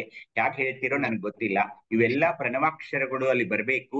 ನೀವು ಪ್ರಾಕ್ಟೀಸ್ ಏನ್ ಮಾಡಿದೀನಿ ಅಂದ್ರೆ ಬಸವ ಓಂ ನಮಃ ಶಿವಾಯ ಅಂತ ಅಂತೀನಿ. ಏಕೆಂದ್ರೆ ಎಲ್ಲಾ ಲಿಂಗಗಳು ಎಲ್ಲಿವೆ ಅಂತ ನನಗೆ ಗೊತ್ತಿದೆ. ಹೀಗಾಗಿ ಎಲ್ಲಾ ಲಿಂಗಕ್ಕೂ ಒಂದು ಈ ಶರಣು ಶರಣಾರ್ಥಿ ಹೇಳೋ ತರ ಇವುಗಳನ್ನ ಹೇಳ್ಬೇಕು. ಅದು ಹಾಗೆ ಹೀಗೆ ಅಂತ ನೀವು ಹೇಗನ್ಬೇಕು ಅನ್ರಿ, ಅದು ನಮಃ ಶಿವಾಯ ಓಂ ಬಸವ ಅಂದ್ರೂ ಏನ್ ತಪ್ಪಿಲ್ಲ. ಈಗ ವಿಕಸನ ಕ್ರಮ 3 ಇದನ್ನ ಇಲ್ಲಿ ಒಂದು 5 ನಿಮಿಷ ಹೇಳಿ ಇಲ್ಲಿಗೆ ನಿಲ್ಲಿಸೋಣ. ಯಾಕಂದ್ರೆ ಇದು ಮತ್ತೆ ನೀವು ಇದೆಲ್ಲ ಆಗಿದೆ, ಅದನ್ನೇ ವಿಕಸನ ಕ್ರಮ 3 ಅಂತ ಹೇಳ್ತಾ ಇದ್ದಾರೆ. ಇದನ್ನು ಸಹ ನೀವು ಸ್ಕ್ರೀನ್ ಶಾಟ್ ತಗೋಬಹುದು. ಏನಂದ್ರೆ ತತ್ವ, ಆತ್ಮ, ಆಕಾಶ, ವಾಯು, ಅಗ್ನಿ, ಅಪ್ಪು, ಪೃಥ್ವಿ ಇವು ಪಂಚಮಹಾಭೂತಗಳು. ಇವು ಯಾವ್ಯಾವಂದ್ರೆ ಆತ್ಮ, ಆಕಾಶ, ವಾಯು, ಅಗ್ನಿ, ಅಪ್ಪು, ಪೃಥ್ವಿ. ಆತ್ಮ, ಆಕಾಶ ಇವು ನಿರಾಕಾರ ತತ್ವಗಳು. ವಾಯು, ಅಗ್ನಿ ಸಾಕಾರ ನಿರಾಕಾರ, ಅಪ್ಪು, ಪೃಥ್ವಿ ಸಾಕಾರ ತತ್ವಗಳು. ಅಂದ್ರೆ ಅಪ್ಪು, ಪೃಥ್ವಿ ನೀವು ನೋಡ್ತೀರಾ, ವಾಯು, ಅಗ್ನಿ ಸಾಕಾರ ನಿರಾಕಾರದಲ್ಲಿ ಹಾಕಿದ್ದಾರೆ. ಯಾಕೆಂದ್ರೆ ವಾಯುವನ್ನ ಬರಿಗಣ್ಣಿಂದ ನೋಡೋಕ್ಕಾಗಲ್ಲ ಅಂತ ಈ ತರ ನೀವು ಅರ್ಥ ಮಾಡ್ಕೊಳ್ಳಕ್ಕೆ. ಮತ್ತೆ ನೀವು ಅಗ್ನಿ ನೋಡ್ಬಹುದಲ್ಲ, ಅಗ್ನಿಯನ್ನು ಮುಟ್ಟಬಹುದಲ್ಲ ಅಂತ ಕೇಳ್ಬೇಡಿ. ಅವ್ರು ಹೇಳಿದ್ದು ನೀವು ಅರ್ಥ ಮಾಡ್ಕೊಳಕ್ ನಾನು ಹೇಳ್ತಾ ಇದ್ದೀನಿ. ಆತ್ಮ, ಆಕಾಶ ಅಂದಾಗ ಅವುಗಳನ್ನು ಸಹ ನಾವು ಮುಟ್ಟೋಕೆ ಅಥವಾ ನೋಡೋಕೆ, ಆಕಾಶ ನೋಡ್ಬಹುದು ಆದ್ರೆ ಅದನ್ನ ಮುಟ್ಟೋಕ್ಕಾಗಲ್ಲ. ಈ ತರ ಅದರ ವಿಸ್ತಾರ ಬಹಳ ಹರಿವು ತುಂಬಾ ವಿಸ್ತೀರ್ಣವಾಗಿರೋದ್ರಿಂದ ಅವನ್ನ ನಿರಾಕಾರದಲ್ಲಿ ಹಾಕಿದ್ದಾರೆ. ವಾಯು, ಅಗ್ನಿಯನ್ನ ಸಾಕಾರ ನಿರಾಕಾರ ಅಂತಾರೆ ಅಥವಾ ನಿರಾಕಾರ ಸಾಕಾರ ಅಂತಾರೆ. ಅಪ್ಪು, ಪೃಥ್ವಿಯನ್ನ ಸಾಕಾರ ತತ್ವದಲ್ಲಿ ಇಟ್ಟಿದ್ದಾರೆ. ಅಂಗಗಳು ಆತ್ಮ ಐಕ್ಯಾಂಗ, ಆಕಾಶ ಶರಣ, ವಾಯು ಪ್ರಾಣಲಿಂಗಿ, ಅಗ್ನಿ ಪ್ರಸಾದಿ, ಅಪ್ಪು ಮಹೇಶ, ಪೃಥ್ವಿ ಭಕ್ತ. ಇದನ್ನು ನೆನಪಿಟ್ಕೊಳ್ಬೇಕು. ಹೇಗೆಂದ್ರೆ ಭಕ್ತ ಇರೋದು ಪೃಥ್ವಿಯ ಮೇಲೆ. ಮುಂದೆ ಒಂದು ಸ್ಟೇಜ್ ಅವನು ಈ ಶಿವಧ್ಯಾನದಲ್ಲಿ ಶಿವಯೋಗದ ಜ್ಞಾನವನ್ನು ಪಡಿತಾ ಇರುವಾಗ ಅವನೇ ಮಹೇಶ ಆಗ್ತಾನೆ. ಪ್ರಸಾದ ಅಂದ ತಕ್ಷಣ ಅಗ್ನಿ ಬೇಕೆ, ಹೀಗಾಗಿ ಪ್ರಸಾದಿ, ಪ್ರಾಣಲಿಂಗಿ, ಶರಣ ಇವೆಲ್ಲ ಮುಂದೆ ನಿಮಗೆ ಇದರಲ್ಲಿ ಶತಸ್ಥಲದಲ್ಲಿ ಬರ್ತಾ ಇದೆ. ಚಕ್ರಗಳ ಬಗ್ಗೆ ಈಗಾಗಲೇ ಹೇಳಿಯಾಗಿದೆ. ಆಧಾರ ಚಕ್ರ, ಸ್ವಾಧಿಷ್ಠಾನ ಚಕ್ರ, ಮಣಿಪೂರಕ ಚಕ್ರ, ಅನಾಹತ ಚಕ್ರ, ವಿಶುದ್ಧಿ ಚಕ್ರ, ಆಜ್ಞಾ ಚಕ್ರ. ಅಲ್ಲಿರುವ ಲಿಂಗಗಳನ್ನು ಸಹ ನೀವು ಕಂಠಸ್ಥ ಮಾಡ್ಕೊಂಡಿದ್ದೀರಾ. ಆಚಾರ ಲಿಂಗ, ಗುರುಲಿಂಗ, ಶಿವಲಿಂಗ, ಜಂಗಮಲಿಂಗ, ಪ್ರಸಾದ ಲಿಂಗ, ಮಹಾಲಿಂಗ. ಇವುಗಳಲ್ಲಿ ಏನು ಕನ್ಫ್ಯೂಸ್ ಮಾಡ್ಕೊಳ್ಬೇಡಿ ದಯವಿಟ್ಟು. ಮುಂದೆ ಕಲೆಗಳ ಬಗ್ಗೆಯೂ ನಿಮ್ಗೆ ಹೇಳಿಯಾಗಿದೆ. ನಿವೃತ್ತಿ ಕಲೆ, ಪ್ರತಿಷ್ಠಾ ಕಲೆ, ವಿದ್ಯಾ ಕಲೆ, ಶಾಂತಿ ಕಲೆ, ಶಾಂತ್ಯಾತೀತ ಕಲೆ, ಶಾಂತ್ಯಾತೀತೋತ್ತರ ಕಲೆ, ನಿವೃತ್ತಿ ಕಲೆ ಅಂದ್ರೆ ಏನೇನ್ ಬಿಡ್ಬೇಕು, ಪ್ರತಿಷ್ಠಾ ಕಲೆಯಲ್ಲಿ ಯಾವ ನಿರ್ಧಾರವನ್ನು ನೀವು ತಗೊಳ್ಬೇಕು, ವಿದ್ಯಾ ಕಲೆಯಲ್ಲಿ ಯಾವ ವಿದ್ಯೆಯನ್ನು ನೀವು ಪಡೆಯಬೇಕು, ಶಾಂತಿ ಅಂದ್ರೆ ಹೇಗೆ ಶಾಂತಿಯಲ್ಲಿರಬೇಕು, ಶಾಂತ್ಯಾತೀತವಾಗಿ ಇರೋ ಒಂದು ಅವಸ್ಥೆ ಏನಿದೆ. ಮುಂದೆ ಏನಾದ್ರೂ ನಾವು ಐಕ್ಯ ಸ್ಥಳಕ್ಕೆ ಹೋದ್ರೆ ಶಾಂತ್ಯಾತೀತೋತ್ತರ ಸ್ಥಳ ಅಂತ ಒಂದಿದೆ ಕಲೆ ಇದೆ ಅಂತ ನಾವು ನೋಡಿದ್ವಿ. ಹಾಗೇನೆ ಇವತ್ತು ಹೊಸ ಪಾಠದಲ್ಲಿ ಓಂ ಅಕ್ಷರದಲ್ಲಿ ಜ್ಯೋತಿರಾಕೃತಿ, ದರ್ಪಣಾಕೃತಿ, ಅರ್ಧಚಂದ್ರಾಕೃತಿ, ಕುಂಡಲಾಕೃತಿ, ದಂಡಕಾಕೃತಿ, ತಾರಕಾಕೃತಿ ಅಂತ ತೋರಿಸಿದ್ವಿ. ಆ ಚಿತ್ರವನ್ನು ನೀವು ನನಗೆ ಬರೆದು ನನ್ನ ವಾಟ್ಸಪ್ಗೆ ಕಳಿಸ್ತೀರಿ ಅಂತ ನಾನು ನಂಬಿಕೆಯಲ್ಲಿದ್ದೇನೆ. ಶಕ್ತಿಗಳನ್ನು ಸಹ ನಾವು ನೋಡಿದೀವಿ. ಕ್ರಿಯಾಶಕ್ತಿ, ಜ್ಞಾನಶಕ್ತಿ, ಇಚ್ಛಾಶಕ್ತಿ, ಆದಿಶಕ್ತಿ, ಪರಾಶಕ್ತಿ, ಚಿಶಕ್ತಿ. ಭಕ್ತಿಗಳು ಹೇಗಿರಬೇಕು, ಭಕ್ತ ಸ್ಥಳದಲ್ಲಿರುವಾಗ ಶ್ರದ್ಧಾ ಭಕ್ತಿ, ಆ ಮಹೇಶ ಸ್ಥಳದಲ್ಲಿರುವಾಗ ನಿಷ್ಠೆಯಿಂದ ಕೂಡಿದ ಭಕ್ತಿ, ಪ್ರಸಾದಿ ಅಂದ್ರೆ ಸ್ಥಾನದಲ್ಲಿ ಇರುವಾಗ ಅಲ್ಲಿ ಸಾವಧಾನವಾಗಿರುವಂತ ಅವಧಾನ ಭಕ್ತಿಯಿಂದ ಸಾವಧಾನಿಯಾಗಿ ಇರೋದು. ಪ್ರಾಣಲಿಂಗಿಯಲ್ಲಿ ಈ ದಿನನಿತ್ಯ ನಾವು ಏನು ಶಿವಯೋಗದ ಅನುಭವ ಪಡಿತಾ ಇದೀವಲ್ಲ, ಅದನ್ನ ನಾವು ವಿನಿಯೋಗಿಸಿಕೊಂಡು ಅನುಭವ ಭಕ್ತಿ. ಆಕಾಶ ಅಂದ್ರೆ ಒಂದು ಮುಂದಿನ ಹೆಜ್ಜೆಯಲ್ಲಿ ಒಂದು ಶಿವಾನಂದ ಏನ್ ಸಿಗ್ತಾ ಇದೆಯಲ್ಲ, ಅದಕ್ಕೆ ಆನಂದ ಭಕ್ತಿ. ಸಮರಸ ಭಕ್ತಿ ಅಂದ್ರೆ ಶಿವನೊಡನೆ ಸಮರಸವಾದಾಗ ಸಮರಸ ಭಕ್ತಿ ಸಿಗ್ತಾ ಇದೆ ಅಂತ. ಹಾಗೇನೆ ನೀವೆಲ್ಲರೂ ತಿಳಿದ ಹಾಗೆ ನಕಾರ, ಮಕಾರ, ಶಿಕಾರ, ವಾಕಾರ, ಯಕಾರ, ಓಂಕಾರ. ನಮಃ ಶಿವಾಯ ಓಂ ಹೀಗೇನು ಅನ್ಬಹುದು. ಓಂ ನಮಃ ಶಿವಾಯ ಅಂದ್ರೆ ಆಜ್ಞಾ ಚಕ್ರದಿಂದ ಆಧಾರ ಚಕ್ರದವರೆಗೂ ಅನ್ಬಹುದು, ಅಥವಾ ಆಧಾರ ಚಕ್ರದಿಂದ ಆಜ್ಞಾ ಚಕ್ರದವರೆಗೆ ನಮಃ ಶಿವಾಯ ಓಂನು ಅನ್ಬಹುದು. ಇದೇ ವಿಕಸನ ಕ್ರಮ 3 ಆಗಿದೆ ಅಂತ ಹೇಳ್ತಾ ಎಲ್ಲರಿಗೂ ಶರಣು ಶರಣಾರ್ಥಿಗಳು.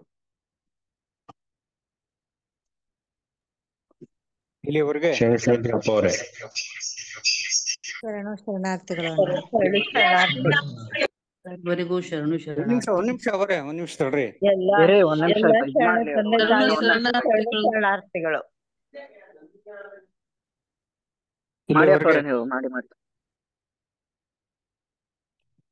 ಇಲ್ಲಿವರೆಗೆ ಶಿವಯೋಗದ ಮೇಲೆ ಪ್ರಾತ್ಯಕ್ಷಿತೆ 6ನೇ ಭಾಗದ ಈ ಒಂದು ಅನುಭವದ ಈ PPT ಪ್ರೆಸೆಂಟೇಶನ್ ಮೂಲಕ ನಮ್ಗೆಲ್ಲರೂ ಕೂಡ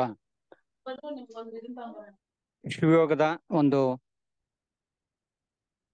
ಅನುಭವವನ್ನ ನಮ್ಮೆಲ್ಲರೂ ಕೂಡ ಅಪಾರ ಇಲ್ಲಿವರೆಗೆ ಎಡೆ ಮಾಡಿದ್ದಾರೆ. ಇದ್ರ ಮೇಲೆ ಏನಾದ್ರೂ ತಮಗೆ ಸಂದೇಹಗಳು ಅಥವಾ ಪ್ರಶ್ನೆಗಳಿದ್ರೆ ಕೇಳ್ಬೋದು. 1-2 ನಿಮಿಷ ಸಂವಾದ ಮಾಡೋಣ. ಇಲ್ಲದಿದ್ರೆ ಸ್ವಲ್ಪ ಸಂಪನ್ನಗೊಳಿಸೋಣ. ಯಾರಿಗಾದ್ರೂ ಇದೆಯಾ?